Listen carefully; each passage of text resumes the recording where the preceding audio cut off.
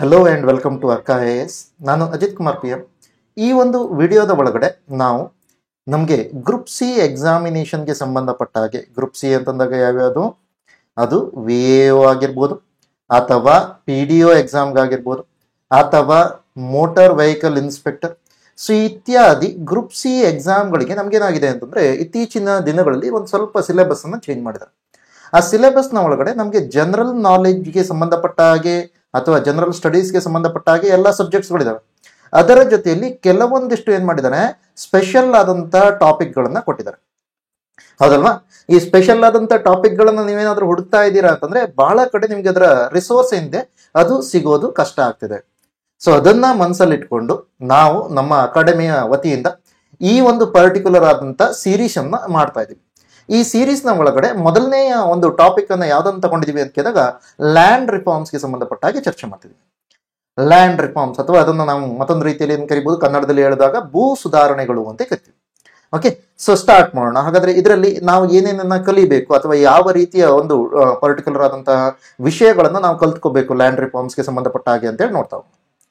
So ಮೊದಲನೇದಾಗಿ ಇಲ್ಲಿ ನಾವು ಈ ಒಂದು ನಮ್ಮ ಭೂ ಸುಧಾರಣೆಯನ್ನ ಅರ್ಥ ಮಾಡ್ಕೋತೀವಿ ಅಂತಂದಾಗ ಮೊದಲನೇದಾಗಿ ಏನ್ ಮಾಡೋಣ, ಸ್ವಾತಂತ್ರ್ಯ ಪೂರ್ವದಲ್ಲಿ ಭಾರತದ ಒಳಗಡೆ ಭೂಮಿಗೆ ಸಂಬಂಧಪಟ್ಟಂತ ಯಾವ್ಯಾವ ಕಾಯ್ದೆಗಳಿತ್ತು ಅಥವಾ ಯಾವ ರೀತಿಯ ವ್ಯವಸ್ಥೆ ಇತ್ತು ಅನ್ನೋದನ್ನ ಅರ್ಥ ಮಾಡ್ಕೊಳ್ಳೋದಕ್ಕೆ ಟ್ರೈ ಮಾಡಿ. ಈಗ ಸ್ವಾತಂತ್ರ್ಯ ಪೂರ್ವ ಭೂ ಕಂದಾಯ ವ್ಯವಸ್ಥೆ ಅಂತಂದಾಗ ನಾವು ಯಾವ್ದ್ರ ಬಗ್ಗೆ ಮಾತಾಡ್ತಿದ್ವಿ, ಬ್ರಿಟಿಷ್ ಆಡಳಿತದ ಸಂದರ್ಭದಲ್ಲಿ ಭಾರತದಲ್ಲಿ ಯಾವ ರೀತಿಯ ಭೂ ಕಂದಾಯ ವ್ಯವಸ್ಥೆಗಳಿತ್ತು ಅನ್ನೋದ್ರ ಬಗ್ಗೆ ಮಾತಾಡ್ತಿದ್ವಿ. ಸೊ ಆ ಸಂದರ್ಭದಲ್ಲಿ ನಾವೇನ್ ನೋಡ್ತೀವಿ, 3 ರೀತಿಯ ಭೂ ಕಂದಾಯ ವ್ಯವಸ್ಥೆಗಳನ್ನ ನೋಡ್ತೀವಿ. ಒಂದನ್ನ ಜಮೀನ್ದಾರಿ ವ್ಯವಸ್ಥೆ ಅಥವಾ ಇದನ್ನ ಮತ್ತೊಂದು ರೀತಿಯ ಹೆಸರಿನಲ್ಲಿ ಏನ್ ಕರಿತೀವಿ, ಪರ್ಮನೆಂಟ್ ಸೆಟಲ್ಮೆಂಟ್ ಅಂತ ಕರಿತೀವಿ. ಜಮೀನ್ದಾರಿ ವ್ಯವಸ್ಥೆಯ ಒಳಗಡೆ ಏನಾಗುತ್ತೆ ನೋಡಿ, ಜಮೀನ್ದಾರಿ ವ್ಯವಸ್ಥೆಯ ಒಳಗಡೆ ಜಮೀನ್ದಾರ ಏನಿದಾನೆ, ಜಮೀನ್ದಾರನಿಗೆ ಆ ಒಂದು ಭೂಮಿಯ ಮಾಲೀಕತ್ವವನ್ನ ಕೊಟ್ಟಿರ್ತಾರೆ. ಈ ಭೂಮಿಯ ಮಾಲೀಕತ್ವವನ್ನ ಪಡೆದಂತ ಜಮೀನ್ದಾರ ಅವನು ನೇರವಾಗಿ ಏನ್ ಮಾಡಲ್ಲ, ಆ ಭೂಮಿಯ ಒಳಗಡೆ ಯಾವುದೇ ರೀತಿಯಾದಂತ ಸಾಗುವಳಿಯನ್ನ ಮಾಡಲ್ಲ. ಹಾಗಾದ್ರೆ ಯಾರು ಮಾಡ್ತಾರೆ ಅಲ್ಲಿ, ಯಾರು ಮಾಡ್ತಾರೆ ಅಂದ್ರೆ ಯಾರೋ ಒಬ್ರು ಸಾಗುವಳಿದಾರರು ಮಾಡ್ಬೇಕು ಅಂದ್ರೆ ರೈತರು ಮಾಡ್ಬೇಕಾಯ್ತು. ಸೊ ಅವರು ಭೂರಹಿತರು, ಯಾಕೆಂದ್ರೆ ಅವ್ರಿಗೆ ಏನ್ ಮಾಡ್ತೀರಾ, ಈ ಭೂಮಿಯನ್ನ ಒಂದು ರೀತಿಯಲ್ಲಿ ಗೇಣಿಯ ರೀತಿಯಲ್ಲಿ ಕೊಡ್ತೀರಾ. ಗೇಣಿ ಅಂದ್ರೆ ಮತ್ತೇನು ಅಲ್ಲ, ಒಂದು ರೀತಿಯಲ್ಲಿ ಬಾಡಿಗೆಗೆ ಕೊಟ್ಟ ಹಾಗೆ. ಅಲ್ಲಿ ಬೆಳೆಗಳನ್ನ ಬೆಳೆಯೋದಕ್ಕೆ ನೀವು ಅಧಿಕಾರವನ್ನ ಕೊಡ್ತಾ ಇದ್ರ, ಮಾಲೀಕ ಯಾರು, ಜಮೀನ್ದಾರ್. ಸೊ ಈಗ ರೈತರು ಏನ್ ಮಾಡ್ತಾರೆ, ಅದನ್ನೆಲ್ಲ ಬೆಳೆಗಳನ್ನ ಬೆಳಿತಾರೆ. ಬೆಳೆಗಳನ್ನ ಬೆಳೆದ ನಂತರ ಈಗೇನಾಗ್ಬೇಕು, ಸರ್ಕಾರಕ್ಕೆ ತೆರಿಗೆಯನ್ನ ಕಟ್ಟಬೇಕು.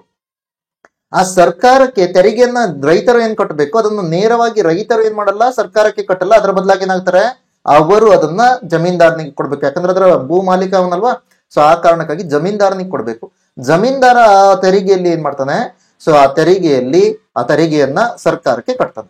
ಆದ್ರೆ ಅದರಲ್ಲಿಯೂ ಕೂಡ ಒಂದು ಟ್ವಿಸ್ಟ್ ಇದೆ. ಏನಂತ ಕೇಳಿದಾಗ, ಜಮೀನ್ದಾರ ಟೋಟಲ್ ಆಗಿ ಎಷ್ಟು ತೆರಿಗೆಯನ್ನ ಕಲೆಕ್ಟ್ ಮಾಡಿದಾನೋ ಅದರಲ್ಲಿ ಏನ್ ಮಾಡ್ತೀವಿ, ಸೊ 11ರಲ್ಲಿ 10 ಭಾಗವನ್ನ, 11ರಲ್ಲಿ 10 ಭಾಗ ಅಂದ್ರೆ ಏನು, ಅರೌಂಡ್ 89% ನಷ್ಟನ್ನ ಸರ್ಕಾರಕ್ಕೆ ಕಟ್ಟಬೇಕು. ಇನ್ನುಳಿದ 1 ಭಾಗ ಅಂದ್ರೆ ಏನು, ಅರೌಂಡ್ 11% ತಾನು ಇಟ್ಕೋಬೇಕು ಅಂತ ಹೇಳಿ ಬರುತ್ತೆ. ಜಮೀನ್ದಾರನಿಗೆ ಒಂದಿಷ್ಟು, ಅಗೇನ್ 11% ನಷ್ಟು ನಮ್ಗೆ ಏನಿದೆ ಜಮೀನ್ದಾರನಿಗೆ, ಉಳಿದ 89% ನಷ್ಟು ಇದೆ. ಸೊ ಅದು ಆಲ್ಮೋಸ್ಟ್ ನಮ್ಗೆ ಏನಾಗುತ್ತೆ, ಸರ್ಕಾರಕ್ಕೆ, ಬ್ರಿಟಿಷ್ ಸರ್ಕಾರಕ್ಕೆ ಸೇರ್ತದೆ. ಈಗ ಜಮೀನ್ದಾರ ಇಲ್ಲೇನಾಗ್ತಿದ್ದಾನೆ, ಒಬ್ಬ ಮಧ್ಯವರ್ತಿ ಆಗ್ತಾ ಇದ್ದಾನೆ. ಜಮೀನ್ದಾರ ನೇರವಾಗಿ ಯಾವುದೇ ರೀತಿಯ ಬೆಳೆಯನ್ನ ಬೆಳೀತಾ ಇಲ್ಲ, ಆದರೆ ರೈತರು ಬೆಳೆದಂತ ಬೆಳೆಗಳ ಮೇಲೆ ಅವನಿಗೆ ಪಾಲು ಕೂಡ ಸಿಗ್ತಾ ಇದೆ. ಅದರ ಜೊತೆಯಲ್ಲಿ ತೆರಿಗೆಯಲ್ಲಿಯೂ ಕೂಡ ಒಂದು ಭಾಗವನ್ನ ತಾನು ಇಟ್ಕೋತಿದ್ದಾನೆ. ಸೊ ಈ ತರದ ಒಬ್ಬ ಮಧ್ಯವರ್ತಿಯಾಗಿ ಜಮೀನ್ದಾರನ ನೋಡ್ತೀವಿ. ಈ ಒಂದು ವ್ಯವಸ್ಥೆಯನ್ನ ಯಾವಾಗ ಇಂಟ್ರೊಡ್ಯೂಸ್ ಮಾಡಲಾಯಿತು, 1793ರಲ್ಲಿ ಲಾರ್ಡ್ ಕಾರ್ನ್ವಾಲಿಸ್ ಏನ್ ಮಾಡ್ತಾರೆ, ಈ ಒಂದು ವ್ಯವಸ್ಥೆಯನ್ನ ಇಂಟ್ರೊಡ್ಯೂಸ್ ಮಾಡ್ತಾರೆ. ಇದನ್ನ ಯಾವ ಒಂದು ಪ್ರದೇಶದಲ್ಲಿ ಮಾಡ್ತಾರೆ ಅಂತ ಕೇಳಿದಾಗ, ಬಂಗಾಳ ಪ್ರಾಂತ್ಯದ ಪ್ರದೇಶದಲ್ಲಿ ಮಾಡ್ಲಾಗತ್ತೆ. ಓಕೆ, ಸೊ ಬಂಗಾಳ ಪ್ರಾಂತ್ಯ ಅಂತಂದಾಗ ಈಗಿನ ನಮ್ಗೆ ವೆಸ್ಟ್ ಬೆಂಗಾಲ್ ಇದೆ, ಪಶ್ಚಿಮ ಬಂಗಾಳ ಇದೆ, ಬಿಹಾರದ ಕೆಲವೊಂದು ಭಾಗಗಳನ್ನ ನೋಡ್ತೀರಾ. ಸೊ ಇವೆಲ್ಲ ನಮ್ಗೆ ಏನ್ ಕಾಣುತ್ತೆ, ಆ ಒಂದು ಪರ್ಟಿಕ್ಯುಲರ್ ಆದಂತ ವ್ಯವಸ್ಥೆಯನ್ನ ಹೊಂದಿತ್ತು. ಸೊ ಏನೇನು ಇದರಲ್ಲಿ ಇಂಪಾರ್ಟೆಂಟ್ ಆಗಿ ನೆನಪಲ್ಲಿ ಇಟ್ಕೋಬೇಕು, ಜಮೀನ್ದಾರರು ಭೂಮಿಯ ಮಾಲೀಕರಾಗಿರ್ತಾರೆ. ಅದರ ಜೊತೆಯಲ್ಲಿ ತೆರಿಗೆಯನ್ನ ಸಂಗ್ರಹಿಸುವ ಹಕ್ಕನ್ನ ಜಮೀನ್ದಾರನಿಗೆ ಕೊಟ್ಟಿರ್ತಾರೆ. ನೆಕ್ಸ್ಟ್ ಮತ್ತೊಂದು ಸಿಸ್ಟಮ್ ಅನ್ನ ಏನ್ ನೋಡ್ತೀವಿ, ಮಹಲ್ವಾರಿ ವ್ಯವಸ್ಥೆ ಅಂತ ಹೇಳಿ ನೋಡ್ತೀವಿ. ಮಹಲ್ವಾರಿ ವ್ಯವಸ್ಥೆಯನ್ನ 1822ರಲ್ಲಿ ಹಾಲ್ಟ್ ಮೆಕೆಂಜಿ ಅನ್ನೋರು ಏನ್ ಮಾಡ್ತಾರೆ, ಇದನ್ನ ಇಂಟ್ರೊಡ್ಯೂಸ್ ಮಾಡ್ತಾರೆ, ಪರಿಚಯಿಸ್ತಾರೆ. ಸೊ ಈ ಮಹಲ್ವಾರಿ ವ್ಯವಸ್ಥೆಯಲ್ಲಿ ಇಲ್ಲಿ ಮಹಲ್ ಅಂದ್ರೆ ಏನು ಅನ್ನೋದನ್ನ ಅರ್ಥ ಮಾಡ್ಕೊಳ್ಳೋಣ. ಮಹಲ್ ಅಂತಂದ್ರೆ ಏನು, ಮಹಲ್ ಅಂತಂದಾಗ ನಾವು ಹೇಗೆ ಈ ತಾಲೂಕು, ಹೋಬಳಿ ಅನ್ನುವಂತ ಪರಿಕಲ್ಪನೆ ಹೇಳ್ತೀವಲ್ಲ, ಅದೇ ತರ ಹಲವಾರು ಗ್ರಾಮಗಳನ್ನ, ಅಂದ್ರೆ 10 ಗ್ರಾಮಗಳು ಸೇರಿ ಒಂದು ಮಹಲ್ ಆಗತ್ತೆ ಅಂತ ಹೇಳ್ತಾರೆ. ಹಲವಾರು ಗ್ರಾಮಗಳು ಸೇರಿ ಒಂದು ಮಹಲ್ ಅಂತ ಹೇಳ್ತಾರೆ.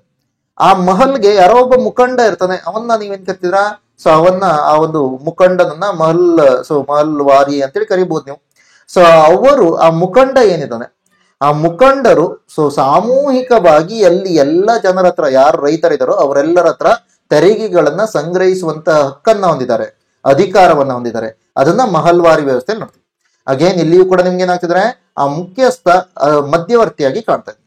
ರೈತರು ನೇರವಾಗಿ ಸರ್ಕಾರಕ್ಕೆ ಏನ್ ಮಾಡ್ತಾ ಇಲ್ಲ, ಸೊ ಒಂದು ಭೂ ಕಂದಾಯವನ್ನ ಕೊಡ್ತಾ ಇಲ್ಲ, ಅದರ ಬದಲಾಗಿ ರೈತರು ಏನ್ ಮಾಡ್ತಿದ್ದಾರೆ, ಈ ಮುಖ್ಯಸ್ಥನಿಗೆ ಕೊಡ್ತಾ ಇದಾರೆ, ಮುಖ್ಯಸ್ಥನು ಅದನ್ನ ಏನ್ ಮಾಡ್ತಾನೆ, ಅದನ್ನ ಸರ್ಕಾರಕ್ಕೆ ಒಪ್ಪಿಸ್ತಾನೆ. ಸೊ ಆದ್ರೆ ಇಲ್ಲಿ ಇಂಪಾರ್ಟೆಂಟ್ ಆಗಿ ನೀವೇನೇನ್ ನೋಡ್ತೀರಾ, ಈ ಭೂಮಿಯ ಒಡೆತನ ಯಾರು ಕೊಟ್ಟಿದ್ದಾರೆ, ಭೂಮಿಯ ಮಾಲೀಕತ್ವ ಇರೋದು ಸಾಗುವಳಿದಾರರಿಗೆ ಇದೆ. ಭೂಮಿಯ ಮಾಲೀಕತ್ವ ಏನಿದೆ ಅದು ಸಾಗುವಳಿದಾರರಿಗಿದೆ. ಅದರ ಜೊತೆಯಲ್ಲಿ ಈ ತೆರಿಗೆಯನ್ನ ಕಲೆಕ್ಟ್ ಮಾಡೋದನ್ನ ಏನ್ ಮಾಡ್ತೀವಿ, ಒಂದು ಸಾಮೂಹಿಕ ಜವಾಬ್ದಾರಿಯಾಗಿ ತಗೋತೀವಿ ಅಂತ ಹೇಳ್ತೀವಿ. ನೆಕ್ಸ್ಟ್ ಬರುತ್ತೆ ರೈತವಾರಿ ವ್ಯವಸ್ಥೆ. ಅಗೇನ್ ಮಹಲ್ವಾರಿ ವ್ಯವಸ್ಥೆನ ನಾವೆಲ್ಲಿ ನೋಡ್ತೀವಿ ಅಂತಂದಾಗ ಸೆಂಟ್ರಲ್ ಇಂಡಿಯಾದ ಭಾಗದಲ್ಲಿ ನೋಡ್ತೀವಿ ಅಂತ ಹೇಳ್ತೀರಾ. ಕೇಂದ್ರ ಭಾರತದ ಜಾಗ ಅಂದ್ರೆ ನಿಮ್ಗೆ ಹೆಚ್ಚಾಗಿ ಎಲ್ಲಿ ಬರುತ್ತೆ, ಮಧ್ಯಪ್ರದೇಶದ ಭಾಗಗಳು, ಪಂಜಾಬ್ ಹರಿಯಾಣದ ಭಾಗಗಳು ಅಥವಾ ಉತ್ತರ ಪ್ರದೇಶದ ಭಾಗಗಳು ಕಾಣುತ್ತೆ. ನೆಕ್ಸ್ಟ್ ಮತ್ತೊಂದು ಯಾವುದು, ರೈತವಾರಿ ವ್ಯವಸ್ಥೆ ಅಂತ ಕರಿತೀವಿ. ರೈತವಾರಿ ವ್ಯವಸ್ಥೆ ಇದನ್ನ ನಾವು ಎಲ್ಲಿ ನೋಡ್ತೀವಿ ಅಂತ ಕೇಳಿದಾಗ ಸದರ್ನ್ ಇಂಡಿಯಾದ ಭಾಗದಲ್ಲಿ ನೋಡ್ತೀವಿ ಅದು. ಓಕೆ, ಸೊ ಭಾರತದ ದಕ್ಷಿಣದ ಭಾಗದಲ್ಲಿ ನೋಡ್ತೀವಿ ಅಂತ. ಅಂದ್ರೆ ಎಲ್ಲಿ, ಸೊ ಒಂದು ನಮಗೆ ಮದ್ರಾಸ್ ಪ್ರಾಂತ್ಯದಲ್ಲಿ, ಮತ್ತೊಂದು ಬಾಂಬೆ ಪ್ರಾಂತ್ಯದಲ್ಲಿ ನೋಡ್ತೀವಿ. ಇದನ್ನ 1820ರಲ್ಲಿ ಇಂಟ್ರೊಡ್ಯೂಸ್ ಮಾಡಲಾಗುತ್ತೆ, ಪರಿಚಯ ಮಾಡಲಾಗುತ್ತೆ. ಅಗೇನ್ ಅಬ್ಸರ್ವ್ ಮಾಡಿ, ಸೊ ಮಹಲ್ವಾರಿ ವ್ಯವಸ್ಥೆ 1822, ರೈತವಾರಿ ವ್ಯವಸ್ಥೆ ಅದಕ್ಕಿಂತ ಮೊದಲೇನೆ ಇಂಟ್ರೊಡ್ಯೂಸ್ ಆಗಿದೆ. ಥಾಮಸ್ ಮನ್ರೋ ಮತ್ತು ಅಲೆಕ್ಸಾಂಡರ್ ರೀಡ್ ಅವರು ಇದನ್ನ ಸೊ ಜನರಿಗೆ ತಲುಪಿಸಿದ್ರು, ಅಥವಾ ಈ ತರದ ಒಂದನ್ನ ಲಾಂಚ್ ಮಾಡ್ತಾರೆ ಅಂತ ಹೇಳ್ತೀವಿ, ಸ್ಥಾಪನೆ ಮಾಡ್ತೀವಿ. ರೈತವಾರಿ ವ್ಯವಸ್ಥೆಯನ್ನ ಪರಿಚಯಿಸಿದಂತವ್ರು ಅಂತ ಥಾಮಸ್ ಮನ್ರೋ ಅವರ ಹೆಸರು ಕೂಡ ಗೊತ್ತಿರಬೇಕು, ಅಲೆಕ್ಸಾಂಡರ್ ರೀಡ್ ಕೂಡ. ಸೊ ಇದರ ಒಳಗಡೆ ನಾವೇನ್ ಮಾಡ್ತೀವಿ, ಒಂದಿಷ್ಟು ವೈಜ್ಞಾನಿಕ ಪದ್ಧತಿಯನ್ನ ಬಳಸ್ತೀವಿ. ವೈಜ್ಞಾನಿಕ ಪದ್ಧತಿ ಅಂತಂದಾಗೇನು, ವೈಜ್ಞಾನಿಕವಾಗಿ ಹೇಗೆ ಗೇಣಿಯನ್ನ ಅಳತೆ ಮಾಡಬೇಕು, ಅದಕ್ಕೆ ರಿಕಾರ್ಡೋ ಗೇಣಿ ಪದ್ಧತಿ ಅಂತ ಕೂಡ ಕರಿತೀವಿ. ರಿಕಾರ್ಡೋ ಗೇಣಿ ಪದ್ಧತಿಯ ಆಧಾರದ ಮೇಲೆ ನಾವೇನ್ ಮಾಡ್ತೀವಿ, ಇದನ್ನ ಅಳತೆ ಮಾಡ್ತೀವಿ. ಅಥವಾ ಆ ಪದ್ಧತಿಯನ್ನ ಕೊಟ್ಟವರ ಹೆಸರು ರಿಕಾರ್ಡೋ ಆಗಿರೋದ್ರಿಂದಾಗಿ ಅದನ್ನ ಏನ್ ಕರಿತೀವಿ, ರಿಕಾರ್ಡೋ ಗೇಣಿ ಪದ್ಧತಿ ಅಂತ ಕರಿತೀವಿ. ಅಗೇನ್ ಇಲ್ಲಿಯೂ ಕೂಡ ನಿಮ್ಗೆ ಏನಿದೆ, ಭೂಮಿಯ ಮಾಲೀಕತ್ವ ಸಾಗುವಳಿದಾರನಿಗಿದೆ. ಅದರ ಜೊತೆಯಲ್ಲಿ ತೆರಿಗೆಯನ್ನ ಇಲ್ಲೇನಾಗುತ್ತೆ, ರೈತ ನೇರವಾಗಿ ಸರ್ಕಾರಕ್ಕೆ ಕಟ್ತಾನೆ, ಸರ್ಕಾರದ ಅಧಿಕಾರಿಗಳಿಗೆ ಕಟ್ತಾನೆ. ಅದೇ ಕಾರಣಕ್ಕಾಗಿ ಅದನ್ನ ರೈತವಾರಿ ವ್ಯವಸ್ಥೆ ಅಂತ ಕರಿತೀವಿ. ಓಕೆ, ಸೊ ಇದು ಸ್ವಾತಂತ್ರ್ಯ ಪೂರ್ವದಲ್ಲಿ ಭಾರತದಲ್ಲಿ ಯಾವ ರೀತಿಯ ಭೂ ಕಂದಾಯ ವ್ಯವಸ್ಥೆ ಇತ್ತು ಅನ್ನೋ.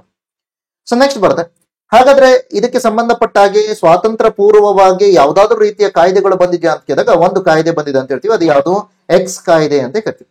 ಅಥವಾ ಸೊ ಅದರ ಮತ್ತೊಂದು ಹೆಸರೇನು, ಬಂಗಾಳ ಗೇಣಿ ಕಾಯ್ದೆ ಅಂತ ಕರಿತೀವಿ.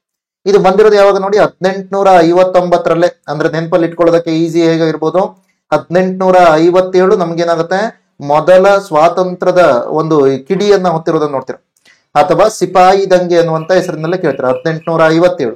ಅದರ ನಂತರದ 2 ವರ್ಷದಲ್ಲಿ ನಿಮ್ಗೇನಾಗಿದೆ, ಈ ತರದ ಒಂದು ಕಾಯ್ದೆ ಬಂದಿದೆ. ಬಂಗಾಳ ಪ್ರಾಂತ್ಯದಲ್ಲಿ ಗೇಣಿಗೆ ಸಂಬಂಧಪಟ್ಟ ಹಾಗೆ ಸುಧಾರಣೆಗಳನ್ನ ತರುವಂತ ಒಂದು ನಿಟ್ಟಿನಲ್ಲಿ ಬಂದಿರೋದು. ಸೊ ಇದು ಯಾವ ರೀತಿಯ ಉದ್ದೇಶಗಳನ್ನ ಹೊಂದಿತ್ತು, ಜಮೀನ್ದಾರರು ಮತ್ತು ಸಾಗುವಳಿದಾರರು ಏನಿದ್ದಾರೆ ಇವರ ನಡುವಿನ ಸಂಘರ್ಷವನ್ನ ತಪ್ಪಿಸುವುದು, ಆದಷ್ಟು ಕಡಿಮೆ ಮಾಡೋದು, ಈ ತರದ ಒಂದು ಉದ್ದೇಶವನ್ನು ಹೊಂದಿರುತ್ತೆ. ಅದಲ್ಲದೆ ಸಾಗುವಳಿದಾರರಿಗೆ ಕೆಲವೊಂದು ಹಕ್ಕುಗಳನ್ನ ಒದಗಿಸೋದು. ಫಾರ್ ಎಕ್ಸಾಂಪಲ್ ಯಾವ ತರ ಇರ್ಬೋದು, ಸೊ ಅವರ ಒಂದು ಭೂಮಿಗೆ ಸಂಬಂಧಪಟ್ಟ ಹಾಗೆ ಅವ್ರೇನಾದ್ರೂ ಬೆಳೆಯನ್ನ ಬೆಳಿತಾರೆ ಅಂತಂದ್ರೆ ಆ ಬೆಳೆಯ ಅವಧಿಯ ಸಂದರ್ಭದಲ್ಲಿ ಅವರಿಗೆ ಆ ಒಂದು ಹಕ್ಕನ್ನ ಕೊಡೋದು. ಏನು, ಸೊ ಈಗ ಭದ್ರತೆ, ಅವಧಿಯ ಭದ್ರತೆ ಅಂತ ಕರಿತೀವಿ. ಫಾರ್ ಎಕ್ಸಾಂಪಲ್ ಇದನ್ನ ನಾನು ಈ ತರ ಸಿಂಪಲ್ ಆಗಿ ಹೇಳೋದಕ್ಕೆ ಟ್ರೈ ಮಾಡ್ತೀನಿ. ನಾನು ಜಮೀನ್ದಾರ ಇದ್ದೀನಿ ಅಂತ ಥಿಂಕ್ ಮಾಡಿ, ನೀವು ನನ್ನ ಅಂಡರ್ಲಿ ಕೆಲಸ ಮಾಡ್ತಿರುವಂತ ಸಾಗುವಳಿದಾರರಿದ್ದಾರೆ ಅಂತ ಥಿಂಕ್ ಮಾಡಿ. ಸೊ ಈಗ ನಾನೇನ್ ಹೇಳ್ತೀನಿ, ಜಮೀನ್ದಾರನಾಗಿ ನಿಮ್ಮ ಹತ್ರ ಏನ್ ಮಾಡ್ತೀನಿ, ಓಕೆ ಈ ಭೂಮಿಯಲ್ಲಿ ನೀವು ಸಾಗುವಳಿ ಮಾಡೋದಕ್ಕೆ ಓಕೆ ಅಂತ ಹೇಳ್ತೀನಿ. ನೀವು ಸಾಗುವಳಿ ಮಾಡೋದಕ್ಕೆ ಏನ್ ಮಾಡ್ತೀರಾ, ಎಲ್ಲ ಸೊ ಪ್ರಿಪರೇಷನ್ ಮಾಡಿದಿರ, ಉಳುಮೆ ಮಾಡ್ತೀರಾ, ಬಿತ್ತನೆ ಬೀಜಗಳನ್ನು ಕೂಡ ಬಿತ್ತೀರಾ, ನಂತರ ಒಂದಿಷ್ಟು ರಸಗೊಬ್ಬರಗಳನ್ನ, ಆ ಟೈಮಲ್ಲಿ ನೀವು ರಸಗೊಬ್ಬರ ಬಗ್ಗೆ ಜಾಸ್ತಿ ತಲೆ ಕೆಡಿಸ್ಕೊಳ್ಳಲ್ಲ, ಗೊಬ್ಬರ ಹಾಕಿದಿರಾ ಅಂತ ಥಿಂಕ್ ಮಾಡಿ. ನಂತರ ನಾನೇನ್ ಹೇಳ್ತೀನಿ, ಇಲ್ಲ ನೀನು ಮಾಡೋದು ಬೇಡ, ನೀನ್ ಬಿಟ್ಬಿಡು ಅಂತ ಹೇಳ್ತೀನಿ. ಅವಾಗ ನೀವ್ ಹೇಳ್ತೀರಾ, ಎಲ್ಲಾ ಮಾಡಿರೋದು ನಾವು ಬೆಳೆ ಬೆಳೆದು ಕಟಾವೊಂದು ಮಾಡೋದಷ್ಟೇ ನಮ್ದು ಬಾಕಿ ಇತ್ತು, ಅದಲ್ಲ ಬೇರೆ ಎಲ್ಲ ಕೆಲಸ ನಾವು ಮಾಡ್ಬಿಟ್ಟಿದೀವಿ ಆಲ್ರೆಡಿ. ಆದ್ರೆ ಜಮೀನ್ದಾರ ಏನ್ ಮಾಡ್ತಿದ್ದಾನೆ, ಅಲ್ಲಿ ಅವಧಿಯ ಭದ್ರತೆಯನ್ನ ಕೊಡ್ತಾ ಇಲ್ಲ. ಅದು ಬರೋದಕ್ಕಿಂತ ಮೊದ್ಲೇನೆ, ಬೆಳೆ ಬರೋದಕ್ಕಿಂತ ಮೊದ್ಲೇನೆ ನಿಮ್ಮ ಹತ್ರ ಬೇಡ ಅಂತ ಅಂದ್ಬಿಟ್ರೆ ಏನಾಗುತ್ತೆ, ನಿಮ್ಗೆಲ್ಲ ಲಾಸ್ ಆಗುತ್ತೆ, ಜಮೀನ್ದಾರನಿಗೆ ಲಾಭ ಆಗುತ್ತೆ. ಸೊ ಆ ಕಾರಣಕ್ಕಾಗಿ ಸಾಗುವಳಿದಾರನಿಗೆ ಕೆಲವೊಂದು ಹಕ್ಕುಗಳನ್ನು ಒದಗಿಸ್ಬೇಕು. ಆ ಹಕ್ಕುಗಳು ಯಾವ ತರ ಇರಬೇಕು, ಅವನಿಗೆ ಒಂದಿಷ್ಟು ಲಾಭ ಬರಬೇಕು ಅಲ್ಲಿಂದ, ಆ ತರದಿರ್ಬೇಕು. ಅಥವಾ ಅವನಿಗೆ ನಷ್ಟ ಆಗದೇ ಇರೋ ತರ ತಡಿಬೇಕು, ಅಥವಾ ಅವನ ಮೇಲೆ ಶೋಷಣೆ ಆಗೋದನ್ನ ತಡಿಬೇಕು. ಸೊ ಇದನ್ನ ನಾವೆಲ್ಲಿ ನೋಡ್ತೀವಿ, ಸಾಗುವಳಿದಾರರಿಗೆ ಕೆಲ ಹಕ್ಕುಗಳನ್ನ ಒದಗಿಸುವಂತ ಪ್ರಯತ್ನಗಳನ್ನು ಕೂಡ ಮಾಡ್ತೀವಿ. ಅದಲ್ಲದೆ ಜಮೀನ್ದಾರರಿಗೆ ಗೇಣಿ ನಿರ್ಧಾರವನ್ನ ಹೇಗೆ ಮಾಡಬೇಕು ಅದ್ರ ಬಗ್ಗೆನೂ ಕೂಡ ಮಾತಾಡ್ತಾರೆ. ಅಂದ್ರೆ ಮೀನಿಂಗ್ ಏನು? ಫಾರ್ ಎಕ್ಸಾಂಪಲ್ ನಾನೇನ್ ಹೇಳ್ತೀನಿ, ನಾನು ಜಮೀನ್ದಾರನಾಗಿ ನೀವೇನಾದ್ರೂ ಸಾಗುವಳಿದಾರರಾದ್ರೆ ನಾನೇನ್ ಹೇಳ್ತೀನಿ, ಏನು ಕೊನೆಯಲ್ಲಿ ಉತ್ಪನ್ನಗಳು ಬರುತ್ತೋ ಅದರಲ್ಲಿ 99% ನನಗೆ ಕೊಡಬೇಕು, 1% ನೀವು ಇಟ್ಕೋಬೇಕು ಅಂತಂದ್ರೆ ಅವಾಗ ಏನಾಗುತ್ತೆ? ಅದು ಅನ್ಯಾಯ ಆಗುತ್ತೆ, ಹೌದಲ್ವಾ? ಯಾಕಂದ್ರೆ ಎಲ್ಲಾ ಕೆಲಸ ಮಾಡಿದವ್ರು ನೀವು. ನಾನು ಆರಾಮಾಗಿ ಮನೆಯಲ್ಲಿ ಕೂತ್ಕೊಂಡು ಅದರ ಓನರ್ಶಿಪ್ ಅನ್ನ ಹೊಂದಿದ್ದೀನಿ ಆ ಭೂಮಿಯದು, ಅಷ್ಟೇ, ಮತ್ತೇನಿಲ್ಲ. ಸೊ ಅಲ್ಲಿ ಆ ಟೈಮಲ್ಲಿ ಮಳೆಯ ಸಂದರ್ಭದಲ್ಲೋ ಅಥವಾ ಬಿಸಿಲಿನ ಸಂದರ್ಭದಲ್ಲೋ ನಾನೇನು ಮಾಡಿಲ್ಲ, ಅಲ್ಲಿ ಏನು ಕೆಲಸ ಮಾಡೋದಕ್ಕೆ ಹೋಗಿಲ್ಲ. ಸೊ ಆದ್ರೆ ನಾನು ಲಾಸ್ಟ್ಗೆ ಏನ್ ಹೇಳ್ತೀನಿ, ಅತಿ ಹೆಚ್ಚು ನಮ್ಗೆ ಬರ್ಬೇಕು ಅಂತ ಹೇಳ್ತೀನಿ, 99% ಬರ್ತೀನಿ ಬೇಕು ಅಂತ ಹೇಳಿದ್ರೆ ಅವಾಗ ಏನಾಗುತ್ತೆ? ತಪ್ಪಾಗುತ್ತೆ. ಅದಕ್ಕಾಗಿ ಗೇಣಿ ನಿರ್ಧಾರ ಹೇಗೆ ಮಾಡಬೇಕು ಜಮೀನ್ದಾರ, ಅದರ ಮೇಲಿನ ಕೂಡ ಒಂದಿಷ್ಟು ಮಿತಿಗಳನ್ನ ಹೇರುವಂತ ಪ್ರಯತ್ನಗಳನ್ನ ಮಾಡ್ತೀವಿ. ಸೊ ಇದು ಎಕ್ಸ್ ಕಾಯ್ದೆ ಅಥವಾ ಬಂಗಾಳ ಗೇಣಿ ಕಾಯ್ದೆ ಅಂತ ಹೇಳ್ಕೊಂಡು 1859ರಲ್ಲಿ ಬರುತ್ತೆ. ಸೊ ಇನ್ನು ಈ ಸುಧಾರಣೆಗಳು ಯಾಕೆ ಬೇಕಾಗಿತ್ತು ಅನ್ನೋದನ್ನ ನಾವೇನಾದ್ರೂ ಅರ್ಥ ಮಾಡ್ಕೊಳ್ಕೋದ್ರೆ, ಅದು 1859 ನಾವೇನಾದ್ರೂ ನಂತರದ ಭೂ ಸುಧಾರಣೆಗಳ ಬಗ್ಗೆ ಮಾತಾಡ್ತೀವಿ ಅಂದ್ರೆ ಅದೆಲ್ಲ ಏನು 1947 ನಂತರದ್ದು. ಓಕೆ, ಅದು ಸ್ವಾತಂತ್ರ್ಯ ಪೂರ್ವದಲ್ಲಿ ಬಂದಿರೋದು, ಆ ಕಾರಣಕ್ಕಾಗಿ ಅದನ್ನ ತಗೋತೀವಿ. ಅಥವಾ ಬ್ರಿಟಿಷ್ ಆಡಳಿತ ವ್ಯವಸ್ಥೆಯಲ್ಲಿ ಬಂದಂತ ಮೊದಲ ಭೂ ಸುಧಾರಣಾ ಕಾಯ್ದೆ ಅಂತ ತಗೋತೀವಿ, ಬಂಗಾಳ ಗೇಣಿ ಕಾಯ್ದೆ. ನಂತರದಲ್ಲಿ ನಾವು ಇದನ್ನ ಅರ್ಥ ಮಾಡ್ಕೋಬೇಕು, ಯಾಕೆ ಸುಧಾರಣೆ ತರಬೇಕು ಅಂತ ಹೇಳೋದನ್ನ ಅರ್ಥ ಮಾಡ್ಕೋಬೇಕು ಅಂದ್ರೆ ಕೆಲವೊಂದು ಕೃಷಿ ವಲಯಕ್ಕೆ ಸಂಬಂಧಪಟ್ಟ ಹಾಗೆ ಇರುವಂತ ಸಮಸ್ಯೆಗಳನ್ನ ನೋಡಿ. ಕೃಷಿ ವಲಯಕ್ಕೆ ಸಂಬಂಧಪಟ್ಟಂತ ಸಮಸ್ಯೆಗಳನ್ನ ನಾವೇನಾದ್ರೂ ನೋಡೋದ್ರೆ ಇಂದಿಗೂ ಕೂಡ ನಮ್ಗೆ ಇದು ಕಾಣುತ್ತೆ. ಸೊ ಅದು ಏನೇನು? ಒಂದು ಕಡಿಮೆ ಉತ್ಪಾದಕತೆ ಕಡಿಮೆ ಇರೋದು ಅಂದ್ರೆ ಮೀನಿಂಗ್ ಏನು? ಸೊ ನಾವೇನಾದ್ರೂ ವಿಸ್ತೀರ್ಣದ ಆಧಾರವಾಗಿ ನೋಡೋದಕ್ಕೆ ಹೋದ್ರೆ ಎಷ್ಟು ಉತ್ಪನ್ನಗಳನ್ನ ಬೆಳೀತಾ ಇದೀವಿ, ಪ್ರತಿ ಎಕರೆಗೆ ಎಷ್ಟು ಉತ್ಪನ್ನಗಳನ್ನ, ಎಷ್ಟು ಟನ್ ಉತ್ಪನ್ನಗಳನ್ನ ಬೆಳಿತಿದ್ದೀರಾ ಅಂತ ಹೇಳಿದ್ರೆ ಅದರಲ್ಲಿ ನಾವೇನ್ ಮಾಡ್ತೀವಿ? ಬಹಳ ಕಡಿಮೆ ಬೆಳಿತೀವಿ. ಸೊ ಅದನ್ನೇ ಏನಂತ ಹೇಳ್ತೀವಿ? ಕಡಿಮೆ ಉತ್ಪಾದಕತೆ. ಅಥವಾ ಇನ್ನೊಂದು ರೀತಿಯಲ್ಲಿ ಕೂಡ ನಾವು ಇದನ್ನು ನೋಡ್ಬೋದು, ನಾರ್ಮಲ್ ಆಗಿ ನಮ್ಮಲ್ಲಿ ಏನಿದೆ ಲೇಬರ್ ಇಂಟೆನ್ಸಿವ್ ಸೊ ಪ್ರೊಡಕ್ಷನ್ ನೋಡ್ತೀವಿ. ಲೇಬರ್ ಇಂಟೆನ್ಸಿವ್ ಅಂದ್ರೆ ಏನು? ಹೆಚ್ಚು ಜನ ಕೆಲಸ ಮಾಡ್ತಾರೆ, ಕಡಿಮೆ ಉತ್ಪನ್ನಗಳನ್ನ ಬೆಳಿತೀವಿ, ಅದನ್ನ ನಾವೇನ್ ಕರಿತೀವಿ? ಕಡಿಮೆ ಉತ್ಪಾದಕತೆ ಅಂತ ಕರಿತೀವಿ. ಅದಲ್ಲದೆ ಮತ್ಯಾವ ರೀತಿಯ ಸಮಸ್ಯೆ ಇದೆ? ತಂತ್ರಜ್ಞಾನದ ಕೊರತೆ ಇರೋದನ್ನು ನೋಡ್ತೀರ, ಅದಲ್ವಾ? ಹೊಸ ತಂತ್ರಜ್ಞಾನಗಳು ನಮ್ಗೆ ಕೃಷಿ ವಲಯಕ್ಕೆ ಸಂಬಂಧಪಟ್ಟ ಹಾಗೆ ಬರೋದು ಬಹಳ ಡಿಲೇ ಆಗುತ್ತೆ, ಅದಕ್ಕೆ ಈ ತಂತ್ರಜ್ಞಾನದ ಕೊರತೆ ಇದೆ. ಮೂಲ ಸೌಕರ್ಯದ ಕುರಿತಾದ ಕೂಡ ಕೊರತೆ ಇದೆ. ಮೂಲ ಸೌಕರ್ಯದ ಕೊರತೆಯಲ್ಲಿ ಹೆಚ್ಚಾಗಿ ನಾವು ಮಾತಾಡೋದು ಏನು ಕೃಷಿ ವಲಯಕ್ಕೆ ಸಂಬಂಧಪಟ್ಟ ಹಾಗೆ ಅಂತ ಕೇಳಿದಾಗ, ಸೊ ಇಲ್ಲಿ ನಾವು ಮಾತಾಡೋದು ಗೋದಾಮುಗಳ ವ್ಯವಸ್ಥೆ. ಗೋದಾಮುಗಳನ್ನ ನಾವೇನಾದ್ರೂ ನೋಡೋದಕ್ಕೆ ಹೋದ್ರೆ ಗೋದಾಮುಗಳು ಬಹಳ ಕಡಿಮೆ ಇರೋದನ್ನ ನೋಡ್ತೇವೆ. ಇದರಿಂದ ನಮ್ಗೇನಾಗುತ್ತೆ? ಬೆಳೆಯನ್ನ ಬೆಳೆದಿದ್ದೀವಿ, ಆದ್ರೆ ಆ ಬೆಳೆಯ ನಷ್ಟಗಳು ಜಾಸ್ತಿ ಆಗುತ್ತೆ. ನೀವು ಗೋದಾಮ್ನಲ್ಲಿ ಅದನ್ನ ಕರೆಕ್ಟ್ ಆಗಿ ಸ್ಟೋರೇಜ್ ಮಾಡೋದಕ್ಕಾದ್ರೆ ಏನಾಗುತ್ತೆ? ಸೊ ಅವುಗಳಿಗೆ ಸಂಬಂಧಪಟ್ಟ ಹಾಗೆ ನಷ್ಟಗಳು ಕೂಡ ಕಡಿಮೆ ಆಗುತ್ತೆ, ಹೆಚ್ಚಿನ ಬೆಲೆಗೆ ಕೂಡ ಮಾರ್ಬೋದು. ಅದರ ಮೂಲ ಸೌಕರ್ಯದ ಕೊರತೆ ಇರೋದು ಆ ತರದ್ದು ಕೂಡ ಪ್ರಾಬ್ಲಮ್ ಅನ್ನ ಮಾಡ್ತೀವಿ. ಅದಲ್ಲದೆ ಭಾರತದ ಈ ಕೃಷಿ ವಲಯವನ್ನ ನಾವೇನ್ ಕರಿತೀವಿ? ಮಾನ್ಸೂನ್ ನ ಜೊತೆಗಿನ ಜೂಜಾಟ ಅಂತ ಕರಿತೀವಿ, ಅದಲ್ವಾ? ಸೊ ಮಾನ್ಸೂನ್ ನ ಮೇಲಿನ ಅವಲಂಬನೆ ಬಹಳ ಜಾಸ್ತಿ ಇರೋದು ನೋಡ್ತೀವಿ. ಅದಲ್ಲದೆ ಕೃಷಿ ಹಿಡುವಳಿಗಳು ಏನಾಗಿದೆ? ಛಿದ್ರೀಕರಣ ಆಗಿದೆ. ಛಿದ್ರೀಕರಣ ಅಂದ್ರೆ ಏನು? ಈ ತರ ದೊಡ್ಡದಾದಂತ ಒಂದು ಭೂಮಿ ಇರೋದ್ರ ಬದಲಾಗಿ ನಿಮ್ಗೆ ಏನಿದೆ? ಸೊ ಒಬ್ಬ ವ್ಯಕ್ತಿಗೆ 4 ಜನ ಮಕ್ಕಳಿದ್ರೆ ಅದೆಲ್ಲ ಏನಾಗುತ್ತೆ? 4 ಭಾಗ ಆಗುತ್ತೆ, ಹೌದಾ? ಅವ್ರಿಗೆ ಮತ್ತೆ ಮಕ್ಕಳಿದ್ರೆ ಅದು ಮತ್ತೆ ನಿಮ್ಗೆ ಏನಾಗುತ್ತೆ? ಚಿಕ್ಕ ಚಿಕ್ಕದಾದಂತ ಭಾಗಗಳಾಯ್ತು.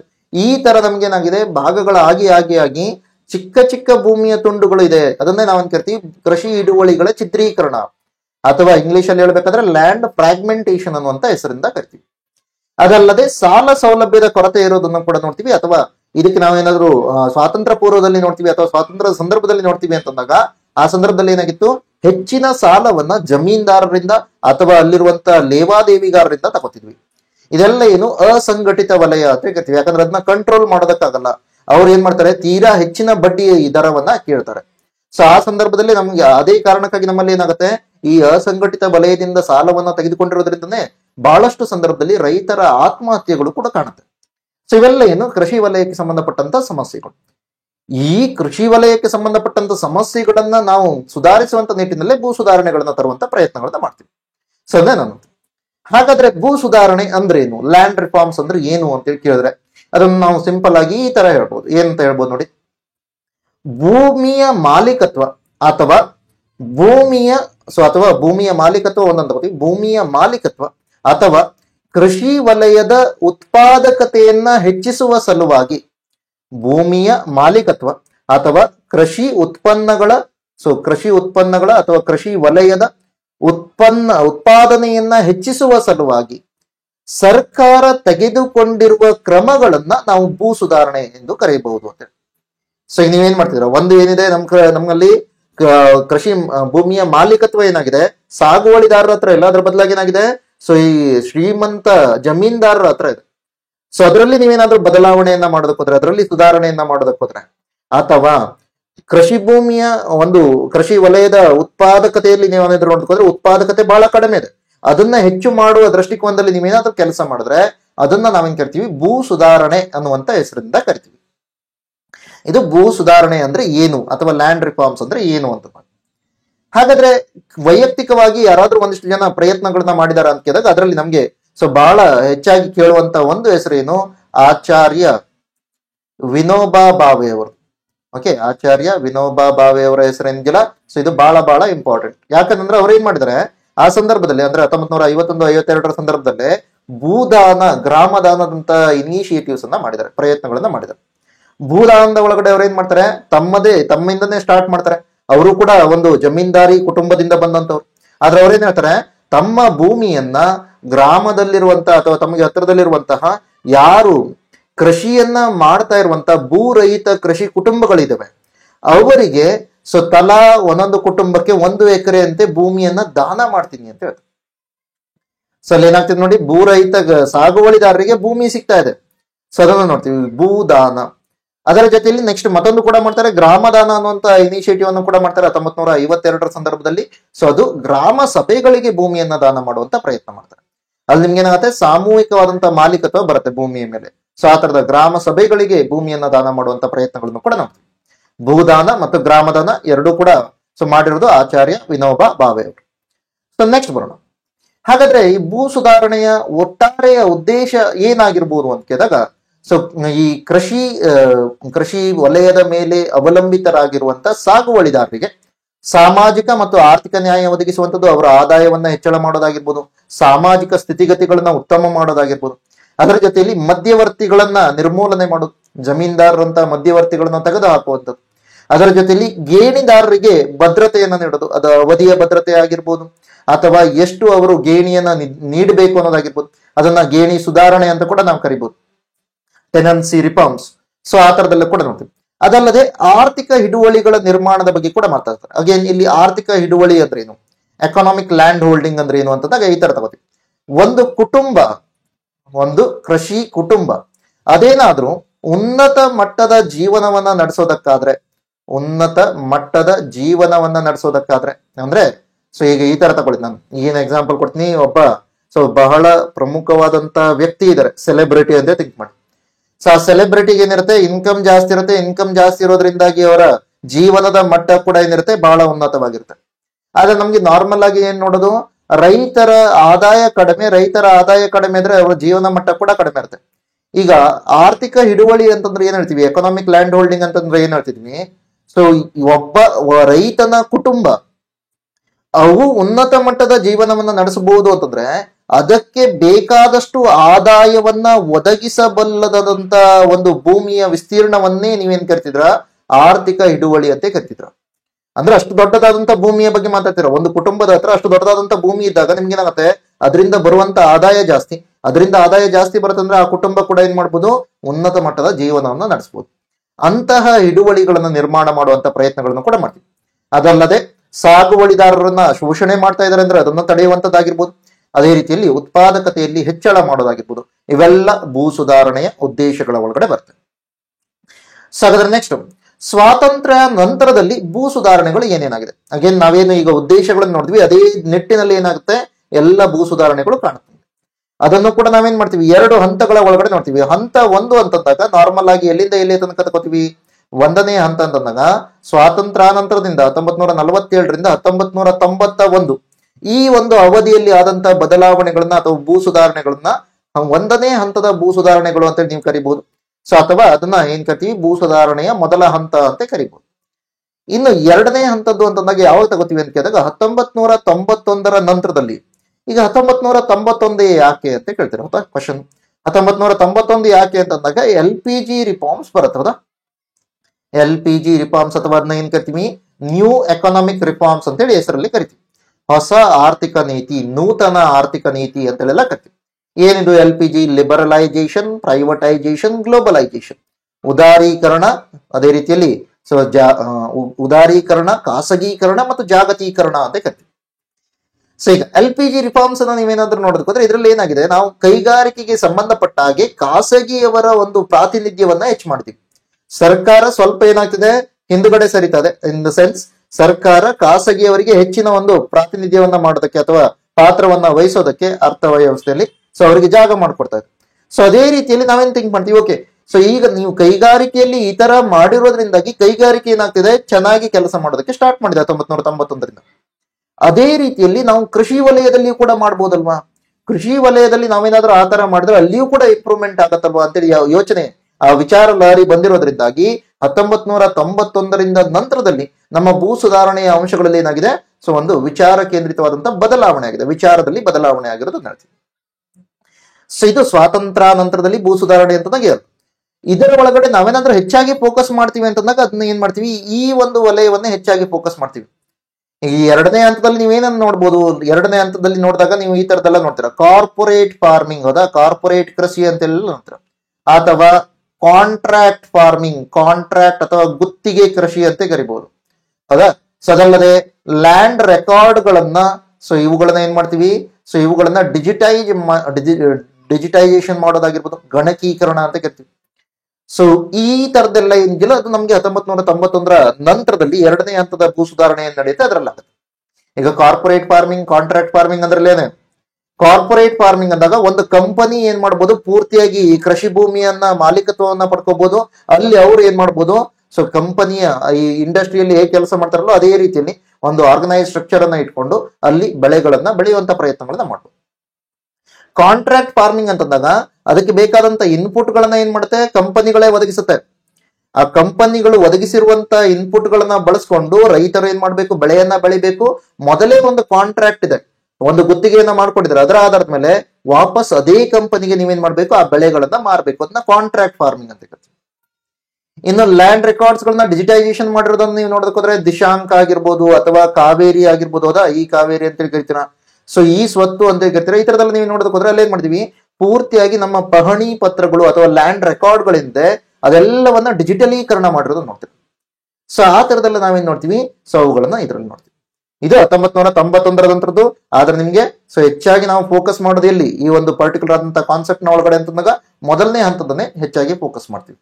ಎರಡನೇ ಹಂತದಲ್ಲಿ ಈ ತರದ್ದು ಕೂಡ ಇದೆ ಅನ್ನೋದು ನಿಮಗೆ ಗೊತ್ತಿರಬೇಕು. ಹಾಗಾದ್ರೆ ಮೊದಲನೇ ಹಂತದಲ್ಲಿ ಏನೇನು ನಡೆದಿದೆ, ಸ್ವಾತಂತ್ರ್ಯ ನಂತರದ ಭೂ ಸುಧಾರಣೆಯಲ್ಲಿ ಏನ್ ನಡೆದಿದೆ? ಮೊದಲನೇದು ಮಧ್ಯವರ್ತಿಗಳನ್ನ ನಿರ್ಮೂಲನೆ ಮಾಡಿರೋದು. ಅಂದ್ರೆ ಈ ಜಮೀನ್ದಾರರು ಅಂತವ್ರು ಇದಾರಲ್ಲ, ಇವರನ್ನ ಏನ್ ಮಾಡಿದೀವಿ, ತೆಗೆದಾಕಿದ್ವಿ. ಜಮೀನ್ದಾರರನ್ನ ತೆಗೆದಾಕಿರೋದ್ರಿಂದಾಗಿ ನಮ್ಗೆ ಏನಾಗಿದೆ ಅಂತ ಹೇಳ್ತೀವಿ, ಜಮೀನ್ದಾರರನ್ನ ತೆಗೆದಾಕಿರೋದ್ರಿಂದಾಗಿ ನಮ್ಗೆ ಸೊ ಈ ಒಂದು ರೈತರು ನೇರವಾಗಿ ಸರ್ಕಾರದ ಜೊತೆಯಲ್ಲಿ ಬರ್ತಿದ್ದಾರೆ. ಈಗ ಮಧ್ಯವರ್ತಿಗಳು ಯಾರಾದ್ರೂ ಇದ್ರೆ ಅಂದ್ರೆ ಅವ್ರೇನ್ ಮಾಡ್ಬಿಡ್ತಾರೆ, ಪೂರ್ತಿ ಲಾಭವನ್ನ ತಾವು ತಗೊಂಡು ಹೋಗ್ಬಿಡ್ತಾರೆ, ಹೌದಲ್ವಾ. ಸೊ ಅದಕ್ಕೆ ರೈತರಿಗೂ ಕೂಡ ಲಾಭ ಸಿಗಬೇಕು ಅನ್ನೋ ನೀವೇನ್ ಮಾಡ್ಬೇಕಾಗತ್ತೆ, ಈ ಮಧ್ಯವರ್ತಿಗಳನ್ನ ನಿರ್ಮೂಲನೆ ಮಾಡ್ಬೇಕು. ಇನ್ನು ಗೇಣಿ ವ್ಯವಸ್ಥೆಯಲ್ಲಿ ಸುಧಾರಣೆಯನ್ನು ಮಾಡಿದ್ವಿ. ಅಂದ್ರೆ ವೈಜ್ಞಾನಿಕವಾಗಿ ಅದನ್ನ ಮಾಪನ ಮಾಡೋದು, ಎಷ್ಟನ್ನ ನೀವು ಬಾಡಿಗೆ ಕೊಡಬೇಕು ಅನ್ನೋದು.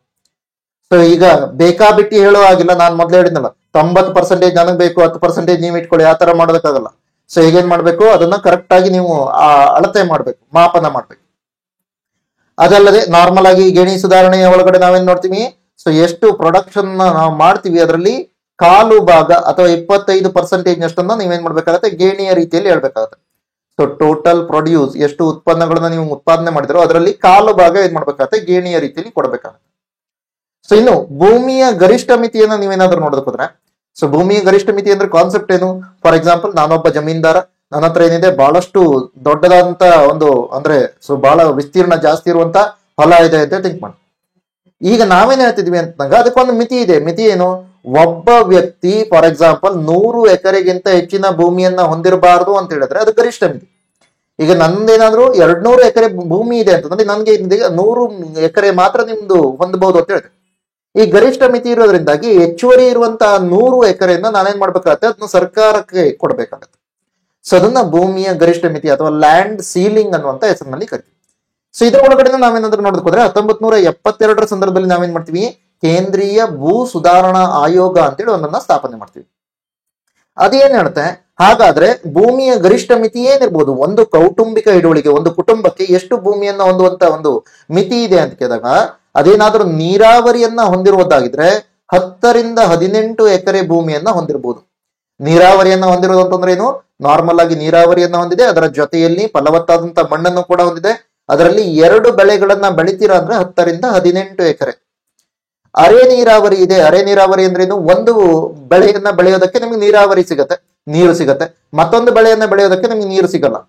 ಸೊ ಅಂತದ್ದೇನಾದ್ರೂ ಇದ್ರೆ ಅದರಲ್ಲಿ ಏನ್ ಮಾಡ್ಬೋದು, 27 ಎಕರೆ ತನಕ ಹೊಂದಬಹುದು ಅಂತ ಹೇಳ್ತಾರೆ. ಅಥವಾ ಒಣ ಭೂಮಿ ಇದ್ರೆ ಅದರಲ್ಲಿ ಏನ್ ಮಾಡ್ಬೋದು, 54 ಎಕರೆಯಷ್ಟು ಭೂಮಿಯನ್ನ ಹೊಂದಿರಬಹುದು ಅಂತ ಹೇಳ್ತಾರೆ. ಸೊ ಇದನ್ನ ಕೆಲವೊಂದು ಪುಸ್ತಕಗಳು ಈ ತರ ಕೊಟ್ಟಿದೆ.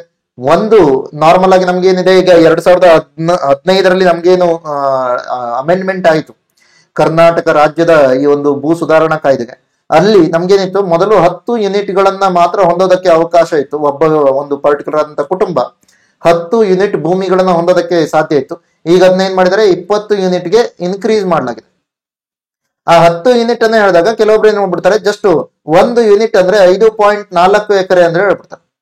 ಸೊ ಈಗ ನೀವೇನಾದ್ರೂ ನೋಡೋದಕ್ಕೆ ಹೋದ್ರೆ ಒಣ ಭೂಮಿಯಲ್ಲಿ ನೀವು 5.4 ಎಕರೆ ಅಂತ ಹೇಳ್ತಿದ್ರ 1 ಯೂನಿಟ್ಗೆ. ಅದೇ ನೀವು ಅರೆ ನೀರಾವರಿ ಆದ್ರೆ 2.7 ಯೂನಿಟ್ ಅಂತ ಹೇಳಿ ಕರಿತಾರೆ. ಅದೇನಾದ್ರೂ ನೀರಾವರಿ ಇರೋದಾಗಿದ್ರೆ ಅಲ್ಲಿ ನೀವೇನ್ ನೋಡ್ತೀರಾ 18 ಮ್ಯಾಕ್ಸಿಮಮ್ ಅಂದ್ರೆ 1.8 1 ಯೂನಿಟ್ ಅಂತ ಹೇಳ್ತೀವಿ. 1.8 ಎಕರೆ 1 ಯೂನಿಟ್ ಅಂತ ಹೇಳ್ತೀವಿ. ಈಗ ನೀವು 20 ಯೂನಿಟ್ಗೆ ಏರ್ಸಿರೋದು ಏನ್ ಮಾಡುತ್ತೆ ಈಗ, ಸೊ ಒಣ ಭೂಮಿಯಲ್ಲಿ ಅಪ್ ಟು 108 ಎಕರೆಯನ್ನ ಹೊಂದೋದಕ್ಕೆ ಅವಕಾಶ ಕೊಡುತ್ತೆ ಒಂದು ಕುಟುಂಬಕ್ಕೆ. ಸೊ ಈ ತರದ ನೋಡ್ತೀವಿ. ಸೊ ಇದು ಭೂಮಿಯ ಗರಿಷ್ಠ ಮಿತಿ, ಲ್ಯಾಂಡ್ ಸೀಲಿಂಗ್ ಅಂದ್ರೆ ಏನು. ಎಕ್ಸ್ಟ್ರಾ ಇರೋದು ಏನ್ ಮಾಡ್ಬೇಕು, ಅದಕ್ಕಿಂತ ಹೆಚ್ಚಿರೋದನ್ನ ನೀವು ಸರ್ಕಾರಕ್ಕೆ ಒಪ್ಪಿಸಬೇಕು. ಸರ್ಕಾರ ಏನ್ ಮಾಡುತ್ತೆ, ಅದನ್ನ ಭೂಮಿ ಇಲ್ಲದೆ ಇರುವಂತಹ ಕೃಷಿ ಕಾರ್ಮಿಕರಿಗೆ ಅಥವಾ ಸಾಗುವಳಿದಾರರಿಗೆ ಹಂಚುತ್ತೆ. ಸೊ ಅದನ್ನ ನಾವು ಈ ಒಂದು ಲ್ಯಾಂಡ್ ಸೀಲಿಂಗ್ ಅಂತ ಹೇಳಿ ನೋಡ್ತೀವಿ. ಅದಲ್ಲದೆ ಮತ್ತೇನಾಗುತ್ತೆ, ಅದೇ ಸಂದರ್ಭದಲ್ಲಿ ನಮಗೆ 1960ರ ದಶಕಗಳಲ್ಲಿ ನಾವೇನಾದ್ರೂ ನೋಡೋದಕ್ಕೆ ಹೋದ್ರೆ ಅಲ್ಲಿ ಗ್ರೀನ್ ರೆವಲ್ಯೂಷನ್ ಬರುತ್ತೆ, ಹೌದಾ, ಹಸಿರು ಕ್ರಾಂತಿ ನಡೆಯೋದಕ್ಕೆ ಸ್ಟಾರ್ಟ್. ಹಸಿರು ಕ್ರಾಂತಿಯಲ್ಲಿ ಏನು, ಯಂತ್ರಗಳನ್ನ ಬಳಸ್ಕೊಂಡು ನಾವು ಕೃಷಿಯನ್ನ ಮಾಡುವಂತ ಪ್ರಯತ್ನ ಮಾಡ್ತೀವಿ. ಆ ಕಾರಣಕ್ಕಾಗಿ ಯಂತ್ರಗಳನ್ನ ಬಳಸ್ತಿರೋದು ನಮ್ಗೇನು ಬೇಕು, ದೊಡ್ಡದಾಗಿರುವಂತ ಭೂಮಿ ಇದ್ರೆ ಆವಾಗ ನಿಮ್ಗೆ ಯಂತ್ರಗಳನ್ನ ಬಳಸೋದು ಈಸಿ. ಅದೇನಾದ್ರೂ ಚಿಕ್ಕದಾದ್ರೆ ಬಹಳ ಕಷ್ಟ ಆಗ್ಬಿಡುತ್ತೆ. ಸೊ ಅದಕ್ಕಾಗಿ ದೊಡ್ಡದಾದಂತಹ ಸ್ಟ್ರೆಚ್ ಅನ್ನ ಹೊಂದಿರುವಂತಹ ಭೂಮಿಗಳು ಬೇಕು ಅಂತಂದಾಗ ಅವಾಗ ಏನ್ ಮಾಡ್ಬೇಕಾಯ್ತು, ಆ ಛಿದ್ರೀಕರಣಗೊಂಡಿರುವಂತಹ ಸಣ್ಣ ಸಣ್ಣ ಭೂಮಿಗಳನ್ನ ಕೂಡಿಸಿ ನೀವು ಏನ್ ಮಾಡ್ಬೇಕಾಯ್ತು, ದೊಡ್ಡದಾದಂತಹ ಒಂದು ಸ್ಟ್ರೆಚ್ ಅನ್ನ ಮಾಡ್ಬೇಕು. ಸೊ ಆ ತರ ಮಾಡೋದಕ್ಕೆ ಟ್ರೈ ಮಾಡ್ತೀವಿ. ಅದನ್ನೇ ನಾವೇನ್ ಕರಿತೀವಿ ಲ್ಯಾಂಡ್ ಕನ್ಸೋಲಿಡೇಷನ್ ಅಥವಾ ಭೂ ಹಿಡುವಳಿಗಳ ಘನೀಕರಣ ಅಂತ ಕರಿತೀವಿ. ಸೊ ಅದಲ್ಲದೆ ಇವನ್ ಆರ್ಥಿಕ ಹಿಡುವಳಿಗಳನ್ನ ನಿರ್ಮಾಣ ಮಾಡೋದನ್ನು ಕೂಡ ಟ್ರೈ ಮಾಡ್ತೀವಿ. ಅದರ ಜೊತೆಲಿ ಸಹಕಾರಿ ಬೇಸಾಯ ಮಾಡುವಂತ ಪ್ರಯತ್ನವನ್ನು ಕೂಡ ಮಾಡ್ತೀವಿ. ಅಗೇನ್ ಸಹಕಾರಿ ಬೇಸಾಯ ಅಂತಂದ್ರೆ ಏನು, ಸಹಕಾರಿ ಬೇಸಾಯ ಅಂದ್ರೆ ಎಲ್ಲರೂ ಒಟ್ಟಾಗಿ ಕೆಲಸ ಮಾಡೋದು. ನಂತರದಲ್ಲಿ ಅಲ್ಲಿ ಏನು ಉತ್ಪನ್ನಗಳು ಬಂದಿದೆಯೋ ಅದನ್ನ ನಾವೇನ್ ಮಾಡ್ತೀವಿ, ಸಮವಾಗಿ ಪಾಲನ್ನ ಮಾಡ್ಕೊಡ್ತೀವಿ. ಸೊ ಒಂದ್ ರೀತಿಯಲ್ಲಿ ಸಮಾಜವಾದಿ ಅರ್ಥವ್ಯವಸ್ಥೆಯಿಂದ ಪ್ರೇರೇಪಿತವಾಗಿರುವಂತಹ ಒಂದು ಕಾನ್ಸೆಪ್ಟ್ ಸಹಕಾರಿ ಬೇಸಾಯ ಅಥವಾ ಕೋಆಪರೇಟಿವ್ ಫಾರ್ಮಿಂಗ್ ಅಂತ ಕರಿತೀವಿ. ಸೊ ಇದೆಲ್ಲ ನಮ್ಗೆ ಏನ್ ಕಾಣುತ್ತೆ, ಸ್ವಾತಂತ್ರ್ಯ ನಂತರದಲ್ಲಿ ಭೂ ಸುಧಾರಣೆಯ ಒಳಗಡೆ ಬೇರೆ ಬೇರೆ ಭಾಗಗಳಾಗಿ ಕಾಣುತ್ತೆ. ಸೊ ನೆಕ್ಸ್ಟ್ ಬರೋಣ. ಸೊ ಇದೇನು ಅಂತ ಕೇಳಿದಾಗ, ಹಾಗಾದ್ರೆ ಭೂ ಸುಧಾರಣೆಗಳಿಗೆ ಸಂಬಂಧಪಟ್ಟ ಹಾಗೆ ಸಮಸ್ಯೆಗಳಿಂತು ಇದು ಇಷ್ಟೆಲ್ಲ ಒಳ್ಳೆಯ ಒಂದು ವಿಚಾರಗಳಂತ ತಂದಿದ್ವಿ, ಆದ್ರೆ ಭೂ ಸುಧಾರಣೆ ನೀಟಾಗಿ ಆಗೋದಲ್ಲ. ಸೊ ನೀಟಾಗಿ ಅದೇನಾಗಲ್ಲ, ಇಂಪ್ಲಿಮೆಂಟ್ ಆಗಲ್ಲ, ಜಾರಿಗೆ ಬರಲ್ಲ. ಯಾಕೆ ಅಂತ ಕೇಳಿದಾಗ ಅದಕ್ಕೆ ಸಂಬಂಧಪಟ್ಟಂತ ಹಲವಾರು ಸಮಸ್ಯೆಗಳನ್ನ ನಾವು ಪಾಯಿಂಟ್ ಔಟ್ ಮಾಡ್ತೀವಿ. ಅದ್ರಲ್ಲಿ ಒಂದೇನು, ಕಾನೂನಾತ್ಮಕವಾದಂತ ತೊಡಕುಗಳು. ಅದರಲ್ಲಿ ಕೂಡ ನಿಮ್ಗೆ ಏನಾಗ್ತದೆ, ಈ ಭೂ ಸುಧಾರಣೆಯನ್ನ ಮಾಡ್ತಾ ಇದೀರ ಅಂತಂದ್ರೆ ಇವೆಲ್ಲ ಏನಾಗ್ತದೆ, ಶ್ರೀಮಂತ ಜಮೀನ್ದಾರರ ವಿರೋಧವಾಗಿ ಹೋಗ್ತಾ ಇದೆ, ಹೌದಾ. ಅವರ ಭೂಮಿ ಅವರಿಂದ ಏನಾಗ್ತಿದೆ, ಸರ್ಕಾರಕ್ಕೆ ಹೋಗ್ತಿದೆ, ಅಲ್ಲಿಂದ ನಿಮ್ಗೆ ಏನಾಗುತ್ತೆ, ಭೂ ರೈತರಿಗೆ ಬರ್ತಾ ಇದೆ, ಬಡವರಿಗೆ ಬರ್ತಾ ಇದೆ. ಸೊ ಈಗ ಶ್ರೀಮಂತರು ನಾರ್ಮಲ್ ಆಗಿ ಏನ್ ಮಾಡ್ತಾರೆ, ಇದನ್ನ ಕ್ವಶನ್ ಮಾಡ್ತಾರೆ, ಹೌದಾ.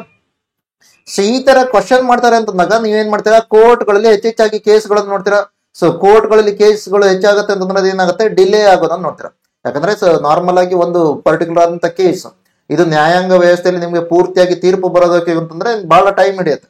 ಸೊ ಆ ಕಾರಣಕ್ಕಾಗಿ ನಿಮ್ಗೆ ಏನಾಗುತ್ತೆ, ಇದು ಕಾನೂನಾತ್ಮಕ ತೊಡಕುಗಳನ್ನ ಕೊಡುತ್ತೆ.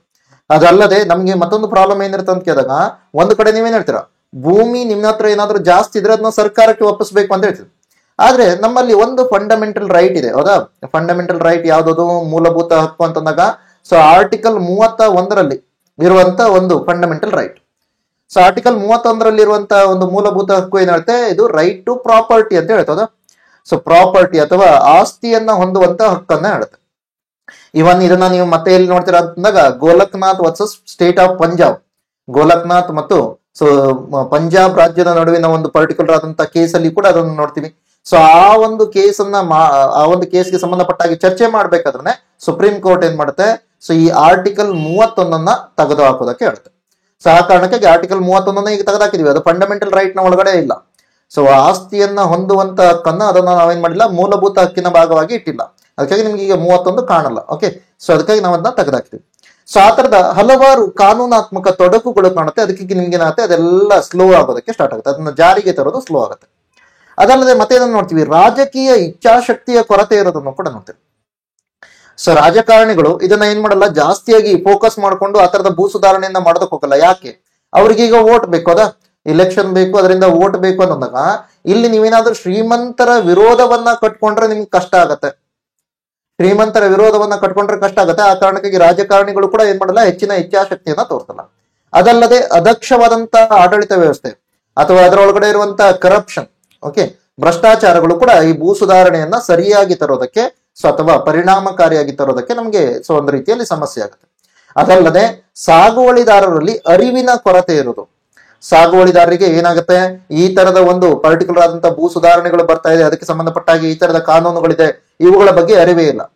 ಸೊ ಅವ್ರಿಗೆ ಏನಾಗ್ಬಿಟ್ಟಿದೆ, ಮೊದಲಿಂದ ನಾವು ಈ ಒಂದು ಪರ್ಟಿಕ್ಯುಲರ್ ಆದಂತ ಜಮೀನ್ದಾರರ ಕೆಳಗಡೆನೆ ಕೆಲಸ ಮಾಡ್ತಿದೀವಿ, ತಾತನ ಕಾಲದಿಂದ. ಸೊ ಅದನ್ನೇ ನಾವು ಕಂಟಿನ್ಯೂ ಮಾಡ್ತೀವಿ, ನಾವು ಅವರ ವಿರುದ್ಧವಾಗಿ ಹೋಗಲ್ಲ ಅನ್ನೋ ಕಾರಣಕ್ಕಾಗಿ ಅವ್ರು ಏನ್ ಮಾಡ್ಬಿಡ್ತಾರೆ, ಸೊ ಅದಕ್ಕೆ ಯಾವುದೇ ರೀತಿಯ ಪ್ರತಿಭಟನೆಗಳನ್ನು ಕೂಡ ಮಾಡಲ್ಲ. ಅದಲ್ಲದೆ ಸಾಗುವಳಿದಾರರಲ್ಲಿ ನಮ್ಗೇನಿರುತ್ತೆ, ಸಂಘಟನೆಯ ಕೊರತೆ ಕೂಡ ಇರುತ್ತೆ. ಸೊ ಇದೆಲ್ಲ ಕಾರಣಕ್ಕಾಗಿ ಭೂ ಸುಧಾರಣೆಗಳಿಂದ ನಿಮ್ಗೆ ಏನಾಗುತ್ತೆ, ಸೊ ಇದು ಬಹಳ ಸ್ಲೋ ಆಗುತ್ತೆ ಅಥವಾ ವಿಳಂಬ ಆಗುತ್ತೆ ಅಂತ ಹೇಳ್ತೀವಿ. ಅದಲ್ಲದೆ ನೀವು ಮತ್ತೊಂದನ್ನು ಕೂಡ ನೀವು ನೋಡ್ಬೋದು, ಆಲ್ರೆಡಿ ಅದನ್ನು ಕೂಡ ನಾವು ಮಾತಾಡಿದೀವಿ, ಶಕ್ತಿವಂತ ಜಮೀನ್ದಾರರು ಇರೋದ್ರಿಂದ. ಅಂದ್ರೆ ಇಲ್ಲಿ ನಾವೇನ್ ಹೇಳ್ತೀವಿ, ರಾಜಕೀಯವಾಗಿ ಕೂಡ ಶಕ್ತಿವಂತರಾಗಿದ್ದಾರೆ ಅವರು, ಅದೇ ರೀತಿಯಲ್ಲಿ ಆರ್ಥಿಕವಾಗಿ ಕೂಡ ಶಕ್ತಿವಂತರಾಗಿದ್ದಾರೆ. ಸೊ ಅವರನ್ನ ಎದುರಾಳಿಗಳನ್ನಾಗಿ ತಗೊಳ್ಳೋದಕ್ಕೆ ಅಥವಾ ಅವರಿಗೆ ಎದುರಾಗಿ ಹೋಗೋದಕ್ಕೆ ಯಾರು ಕೂಡ ಏನ್ ಮಾಡಲ್ಲ, ಸೊ ಇಲ್ಲಿ ಟ್ರೈ ಮಾಡಲ್ಲ. ಆ ಕಾರಣಕ್ಕಾಗಿ ಭೂ ಸುಧಾರಣೆಗಳು ಏನಿಲ್ವಾ, ಸೊ ಇವುಗಳು ಸರಿಯಾಗಿ ನಮ್ಗೆ ಜಾರಿಗೆ ಬರಲ್ಲ ಅಂತ ಹೇಳ್ತೀವಿ. ಹಾಗಾದ್ರೆ ಇದಕ್ಕೆ ಸಂಬಂಧಪಟ್ಟಾಗಿ, ಈ ಭೂ ಸುಧಾರಣೆಗಳಿಗೆ ಸಂಬಂಧಪಟ್ಟಾಗಿ ನಾವು ಬೇರೆ ಬೇರೆ ರಾಜ್ಯಗಳನ್ನು ನೋಡೋಕೋದ್ರೆ ಯಾವ್ದಾದ್ರು ಯಶೋಗಾಥೆಗಳು ಸಿಗತ್ತಾ, ಅಂದ್ರೆ ಯಾವ ರೀತಿಯ ರಾಜ್ಯಗಳು ಯಾವ ರೀತಿಯಲ್ಲಿ ಮಾಡಿದೆ ಈ ತರದ ಭೂ ಸುಧಾರಣೆಗಳನ್ನ, ಅದಕ್ಕೆ ಕೆಲವೊಂದು ಎಕ್ಸಾಂಪಲ್ಗಳನ್ನ ತಗೋತೀವಿ. ಮೊದಲನೇದಾಗಿ ನಾವೇನ್ ನೋಡ್ತೀವಿ, 1979ರಲ್ಲಿ ಆಪರೇಷನ್ ಬರ್ಗಾ ಅಂತ ಹೇಳ್ಕೊಂಡು ಪಶ್ಚಿಮ ಬಂಗಾಳದಲ್ಲಿ ಮಾಡ್ತೀವಿ. ಸೊ ಇಲ್ಲಿ ಬರ್ಗಾದಾರರು ಅಂತಂದ್ರೆ ಯಾರು, ಬರ್ಗಾದಾರರು ಅಂತಂದಾಗ ಅಲ್ಲಿ ನಮ್ಮ ಏನ್ ಮಾಡ್ತೀವಿ, ಸಾಗುವಳಿದಾರರನ್ನ ಬರ್ಗಾದಾರರು ಅಂತೇಳಿ ಕರಿತೀವಿ. ಈ ಸಾಗುವಳಿದಾರರಿಗೆ ಅವರ ಹಕ್ಕನ್ನ ಒದಗಿಸಿಕೊಡೋದಕ್ಕೆ ಈ ತರದ ಒಂದು ಇನಿಷಿಯೇಟಿವ್ ಅನ್ನ ತರ್ತಾರೆ, ಆಪರೇಷನ್ ಬರ್ಗಾ 1979ರಲ್ಲಿ ಬಂತು. ಜಮ್ಮು ಕಾಶ್ಮೀರದಲ್ಲಿ ಕೂಡ ನಿಮ್ಗೆ ಹಲವಾರು ಈ ತರದ ಕಾಯ್ದೆಗಳನ್ನು ತಂದಿರೋದು ನೋಡ್ತೀರಾ. ಮೊದಲನೇದು 1950ರ ಎಸ್ಟೇಟ್ ಭೂಮಿ ರದ್ದತಿ ಕಾಯ್ದೆ ಅಂತ ಹೇಳ್ತಿರ್ತಾರೆ. ಅದಲ್ಲದೆ 1963ರಲ್ಲಿ ಜಮ್ಮು ಮತ್ತು ಕಾಶ್ಮೀರದಲ್ಲಿ ಭೂ ಮಂಡಳಿಯ ಸ್ಥಾಪನೆಯನ್ನು ಕೂಡ ಮಾಡ್ತಾರೆ. 1972ರಲ್ಲಿ ಕೃಷಿ ಸುಧಾರಣೆ ಕಾಯ್ದೆ, ಮತ್ತೆ 2001ರಲ್ಲಿ ಇವನ್ ನಮ್ಗೇನಿದೆ ರೋಶ್ನಿ ಕಾಯ್ದೆ ಅಂತ ಕೂಡ ತಂದಿರೋದನ್ನು ನೋಡ್ತೇವೆ. ಸೊ ಇದೆಲ್ಲ ಜಮ್ಮು ಮತ್ತು ಕಾಶ್ಮೀರದಲ್ಲಿ ನಾವು ನೋಡೋದು. ಸೊ ಅದಲ್ಲದೆ ನಮ್ಗೇನಿದೆ, ಅಲ್ಲಿ ರೈಟ್ ಟು ಪ್ರಾಪರ್ಟಿಗೆ ಸಂಬಂಧಪಟ್ಟಾಗಿ ಇವನ್ ರೆಸ್ಟ್ರಿಕ್ಷನ್ಸ್ ಗಳು ಕೂಡ ಇತ್ತು. ಆದ್ರೆ 370 ತೆಗೆಯುವ ಸಂದರ್ಭದಲ್ಲಿ ಅದನ್ನ ತೆಗೆದಿರೋದನ್ನ ನೋಡ್ತೀವಿ. ಸೊ ಅದು ಜಮ್ಮು ಮತ್ತು ಕಾಶ್ಮೀರ. ಇನ್ನು ಉತ್ತರ ಪ್ರದೇಶದ ಒಳಗಡೆ ನೀವು ನೋಡ್ಕೋದ್ರೆ ಅಲ್ಲಿ ಏನ್ ಮಾಡಿದೀವಿ, ಅಲ್ಲಿ ಜಮೀನ್ದಾರಿ ನಿರ್ಮೂಲನೆ ಮತ್ತು ಭೂ ಸುಧಾರಣಾ ಕಾಯ್ದೆ ಅಂತ ಹೇಳ್ಕೊಂಡು 1960ರ ದಶಕದಲ್ಲಿ ತಂದಿದ್ದೀವಿ. ಇನ್ನು ಕೇರಳ ಕೂಡ ಇದರಲ್ಲಿ ಸ್ವಲ್ಪ ಮುನ್ನೆಲೆಯಲ್ಲಿ ಬರುತ್ತೆ. ಅದು ಯಾವ ಕಾರಣಕ್ಕಾಗಿ ಅಂತ ಕೇಳಿದಾಗ, ಸೊ ಇಲ್ಲಿ ಒಂದು ರೀತಿಯ ಪ್ರಾಬ್ಲಮ್ ಕಾಣುತ್ತೆ. ಪ್ರಾಬ್ಲಮ್ ಏನು, ಸೊ ಈ ಟ್ರೈಬಲ್ ಪೀಪಲ್ ಅಥವಾ ನಮ್ಮ ಪರಿಶಿಷ್ಟ ಪಂಗಡಕ್ಕೆ ಸಂಬಂಧಪಟ್ಟಂತಹ ಸೊ ಈ ಜನರು ಇರುವಂತ ಜಾಗಗಳನ್ನ ಇಲ್ಲಿ ನಾರ್ಮಲ್ ಆಗಿ ಏನಾಗುತ್ತೆ, ಈಗ ಈ ಪರಿಶಿಷ್ಟ ಪಂಗಡಗಳಿಗೆ ಸಂಬಂಧಪಟ್ಟಂತ ಅಥವಾ ಸೊ ಬುಡಕಟ್ಟು ಜನಾಂಗಗಳಿಗೆ ಸಂಬಂಧಪಟ್ಟಂತ ಜನರು ಇರುವಂತ ಜಾಗಗಳನ್ನ ನೀವು ನೋಡೋದಕ್ಕೆ ಹೋದ್ರೆ ಅವರಿಗೆ ಕಾನೂನಾತ್ಮಕವಾಗಿ ಈ ತರದೆಲ್ಲ ಇದೆ ಅನ್ನೋದು ಗೊತ್ತಿರಲ್ಲ. ಆ ಜಾಗದಲ್ಲಿ ತಾವೇನ್ ಮಾಡ್ತಿದೀವಿ, ಮೊದಲಿಂದ ಜೀವನವನ್ನ ಮಾಡ್ತಾ ಇದೀವಿ ಅಷ್ಟು ಗೊತ್ತಿರುತ್ತೆ. ಅದರ ಜೊತೆಯಲ್ಲಿ ಸುತ್ತಮುತ್ತಲಿನ ಪರಿಸರದ ಜೊತೆಯಲ್ಲಿ ತಮ್ಮ ಜೀವನವನ್ನ ಅನುಸರಿಸ್ಕೊಂಡು ಹೋಗ್ತಾ ಇರ್ತಾರೆ. ಆದ್ರೆ ಅದಕ್ಕಾಗಿ ನೀವು ಒಂದ್ ಏನ್ ಮಾಡ್ಬೇಕು, ಲ್ಯಾಂಡ್ ರೆಕಾರ್ಡ್ ಅನ್ನ ಹೊಂದಿರಬೇಕು, ಪಹಣಿ ಪತ್ರವನ್ನ ಹೊಂದಿರಬೇಕು, ಈ ತರದೆಲ್ಲ ಪರಿಕಲ್ಪನೆಗಳು ಇರಲ್ಲ. ಸೊ ಈಗ ಇವರಿಗೆ ಅರಿವಿನ ಕೊರತೆ ಇರೋದ್ರಿಂದಾಗಿ ಸುತ್ತಮುತ್ತಲಿನ ಶ್ರೀಮಂತರು ಏನ್ ಮಾಡ್ತಾರೆ, ಸೊ ಈ ಜಾಗ ಕೂಡ ತಮ್ಮದು ಅನ್ನುವಂತ ರೀತಿಯಲ್ಲಿ ಡಾಕ್ಯುಮೆಂಟ್ ಅನ್ನ ಸೃಷ್ಟಿ ಮಾಡಿಕೊಂಡು ಇವರನ್ನ ಒಕ್ಕಲೆಬ್ಬಿಸುವಂತ ಪ್ರಯತ್ನಗಳನ್ನ ಮಾಡ್ತಾ ಇರ್ತಾರೆ. ಸೊ ಅದಕ್ಕಾಗಿ ಕೇರಳದಲ್ಲಿ ಏನ್ ಮಾಡ್ತಾರೆ, ಈ ತರದ ಒಕ್ಕಲೆಬ್ಬಿಸೋದು ಏನಾದ್ರು ಇದ್ರೆ, ಸೊ ಆತರ ಏನಾದ್ರು ಈ ಒಂದು ಟ್ರೈಬಲ್ ಪೀಪಲ್ ಗಳನ್ನ ಅಂದ್ರೆ ನಮ್ಮ ಪರಿಶಿಷ್ಟ ಪಂಗಡಗಳ ಜನರು ಅಥವಾ ಬುಡಕಟ್ಟು ಜನರನ್ನ ಅವರ ಪ್ರದೇಶದಿಂದ ನೀವೇನಾದ್ರೂ ಒಕ್ಕಲೆಬ್ಬಿಸ್ತಾ ಇದಾರ ಬಲವಂತವಾಗಿ ಅಂತಂದ್ರೆ ಅದನ್ನ ಏನ್ ಮಾಡುತ್ತೆ, ಇಲ್ಲೀಗಲ್ ಅಂತೇಳಿ ಘೋಷಣೆ ಮಾಡುತ್ತೆ. ಸೊ ಅದು ಏನಾಗುತ್ತೆ, ಸೊ ಅದು ಇಲ್ಲೀಗಲ್ ಅಂತೇಳಿ ಘೋಷಣೆ ಮಾಡುತ್ತೆ. ಸೊ ಅದನ್ನ ನಾವೇನ್ ನೋಡ್ತೀವಿ, ಬುಡಕಟ್ಟು ಜನಾಂಗ ಪ್ರದೇಶಗಳಿಗೆ ಸಂಬಂಧಪಟ್ಟ ಹಾಗೆ ಕೆಲವೊಂದು ನಿರ್ಬಂಧಗಳನ್ನು ಕೂಡ ಆಗುತ್ತೆ. ನಿರ್ಬಂಧಗಳೇನು, ಸೊ ಈ ಪ್ರದೇಶಗಳನ್ನ ಯಾರಾದ್ರೂ ಮಾರಬಹುದು ಅಂತಂದ್ರೆ ಅದಕ್ಕೆ ನಿರ್ಬಂಧ ಇರುತ್ತೆ. ಸೊ ಆತರ ಡೈರೆಕ್ಟ್ ಆಗಿ ಮಾರಾಟ ಮಾಡೋದಕ್ಕೆಲ್ಲ ಅವಕಾಶ ಕೊಡಲ್ಲ. ಇದನ್ನ ನಾವಿಲ್ಲಿ ನೋಡ್ತೀವಿ. ಸೊ ಈ ಒಂದು ಪರ್ಟಿಕ್ಯುಲರ್ ಅಂತ ಇದ್ರಲ್ಲಿ ನೋಡ್ತೀವಿ. ಅದಲ್ಲದೆ ಕರ್ನಾಟಕದಲ್ಲಿ ಭೂ ಸುಧಾರಣೆ ಯಾವ ರೀತಿ ಆಯ್ತು ಅಂತೇಳಿ ಈಗ ನೆಕ್ಸ್ಟ್ ನಾವು ನೋಡ್ತಾ ಹೋಗ್ಬೇಕು. ಕರ್ನಾಟಕದಲ್ಲಿ ಇದಕ್ಕೆ ಸಂಬಂಧಪಟ್ಟ ಹಾಗೆ ನಮ್ಗೆ ಏನಾಗುತ್ತೆ, 1947ರಲ್ಲಿ ಒಂದು ಸಮಿತಿಯನ್ನ ಸ್ಥಾಪನೆ ಮಾಡ್ತೀವಿ. ಆ ಸಮಿತಿ ಯಾವುದು, ಗುಂಡಪ್ಪ ಗೌಡ ಸಮಿತಿ ಅಂತ ಕರಿತೀವಿ.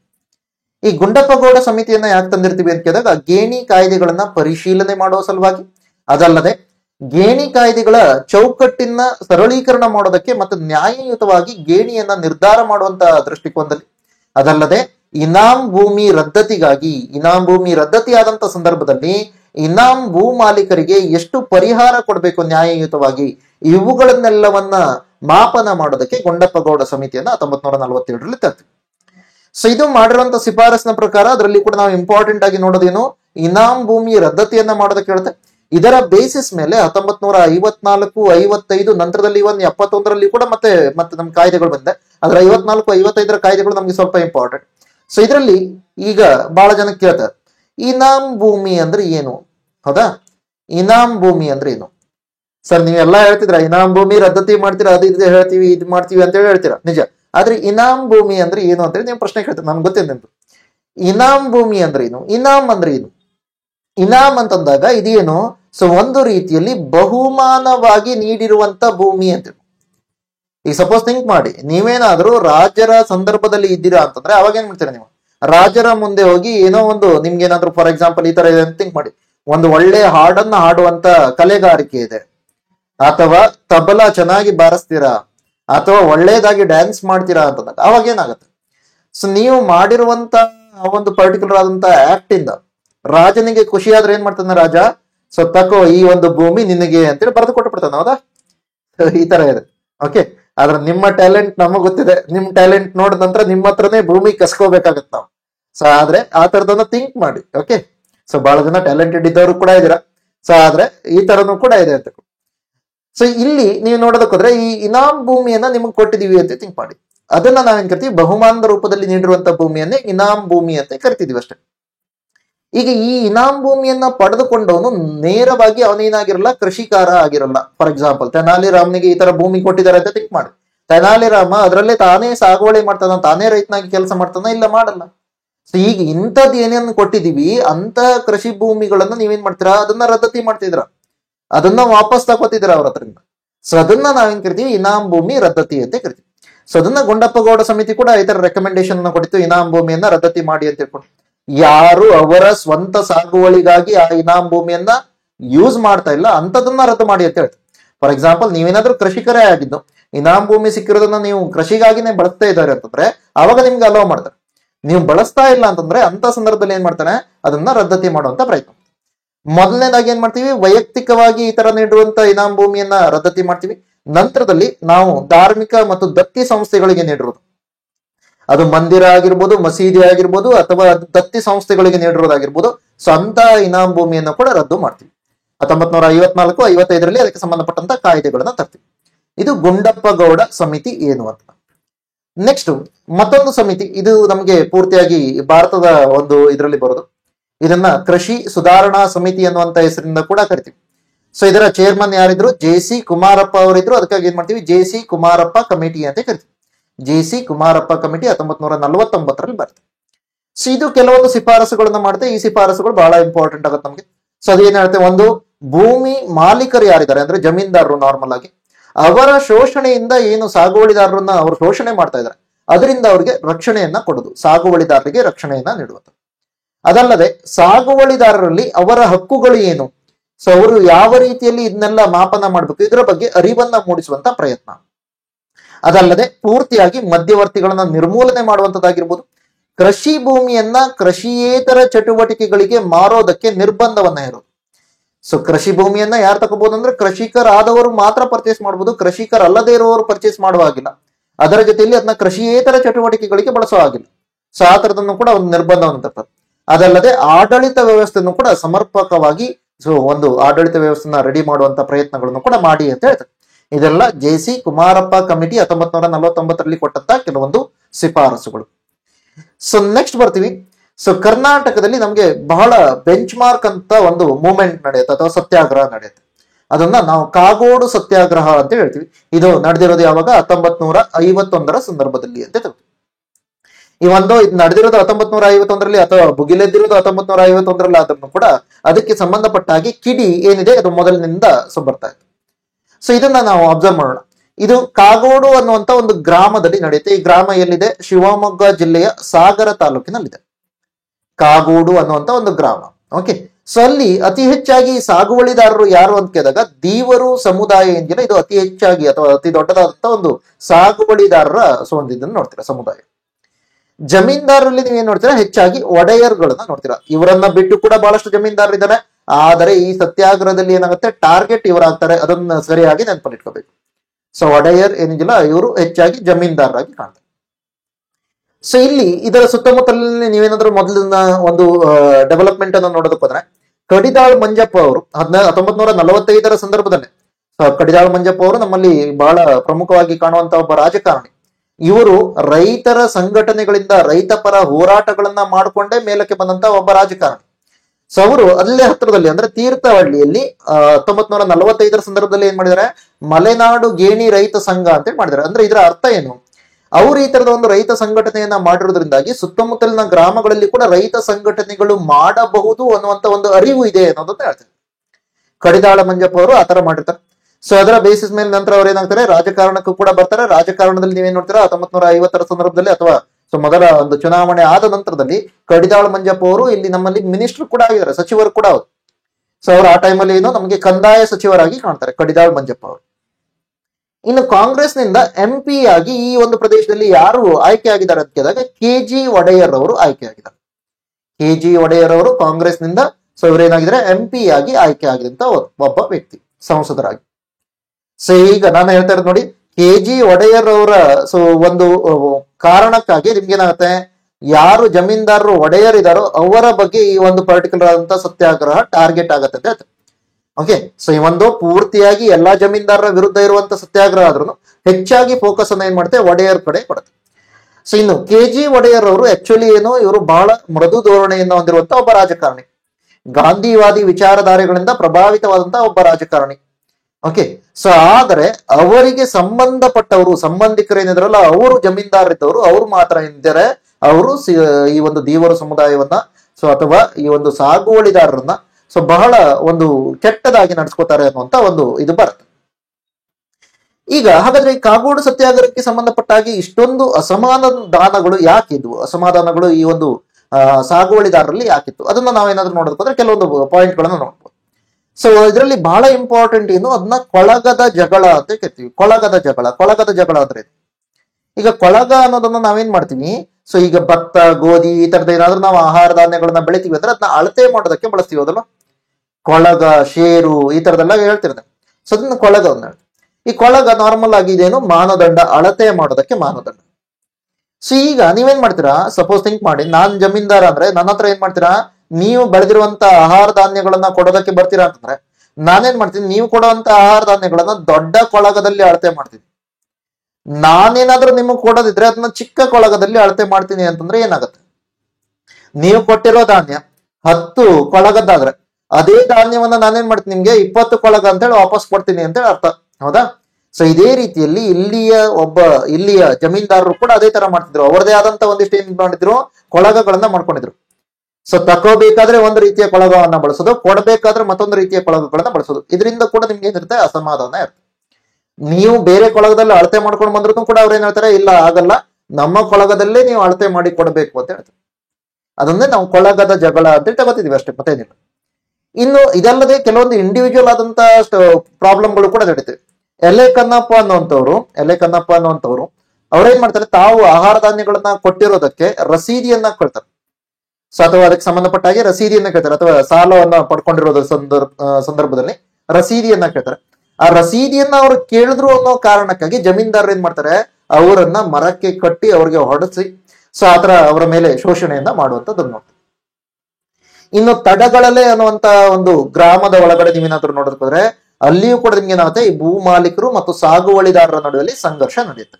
ಅದರಲ್ಲಿ ಕೂಡ ನೀವು ಮೇಜರ್ ಆಗಿ ಯಾವಾಗ ನೋಡ್ತೀರಾ ಅಂತ ಕೇಳಿದಾಗ, ಸಾಗುವಳಿದಾರರು ಯಾರು ಕೂಡ ತಮ್ಮ ಮಾಲೀಕತ್ವದ ಭೂಮಿಗೆ ಬರಬಾರ್ದು ಅಂತ ಹೇಳ್ಕೊಂಡು ಭೂ ಮಾಲೀಕರು ಏನ್ ಮಾಡ್ತಾರೆ, ಎಲ್ಲಾ ಕಡೆ ಬೇಲಿ ಹಾಕಿರ್ತಾರೆ. ಸೊ ಬೇಲಿ ಹಾಕಿ ಯಾರು ಕೂಡ ಏನ್ ಮಾಡೋದಿಲ್ಲ, ಅವಶ್ಯಕತೆ ಇಲ್ಲ, ಸಾಗುವಳಿ ಮಾಡೋ ಅವಶ್ಯಕತೆ ಇಲ್ಲ ಅಂತ ಹೇಳ್ತಾರೆ. ಆದ್ರೆ ಸಾಗುವಳಿದಾರರು ಏನ್ ಹೇಳ್ತಾರೆ, ಇಲ್ಲ, ಕೃಷಿ ಮಾಡೋದೇನಿಲ್ಲ, ಇದು ನಮ್ಮ ಹಕ್ಕು. ಆ ಕಾರಣಕ್ಕಾಗಿ ಈ ಬೇಲಿ ಎಲ್ಲ ಕಿತ್ಕೊಂಡು ಏನ್ ಮಾಡ್ತಾರೆ, ಅವರು ಕೃಷಿ ಮಾಡೋದಕ್ಕೆ ಬಂದ್ಬಿಡ್ತಾರೆ.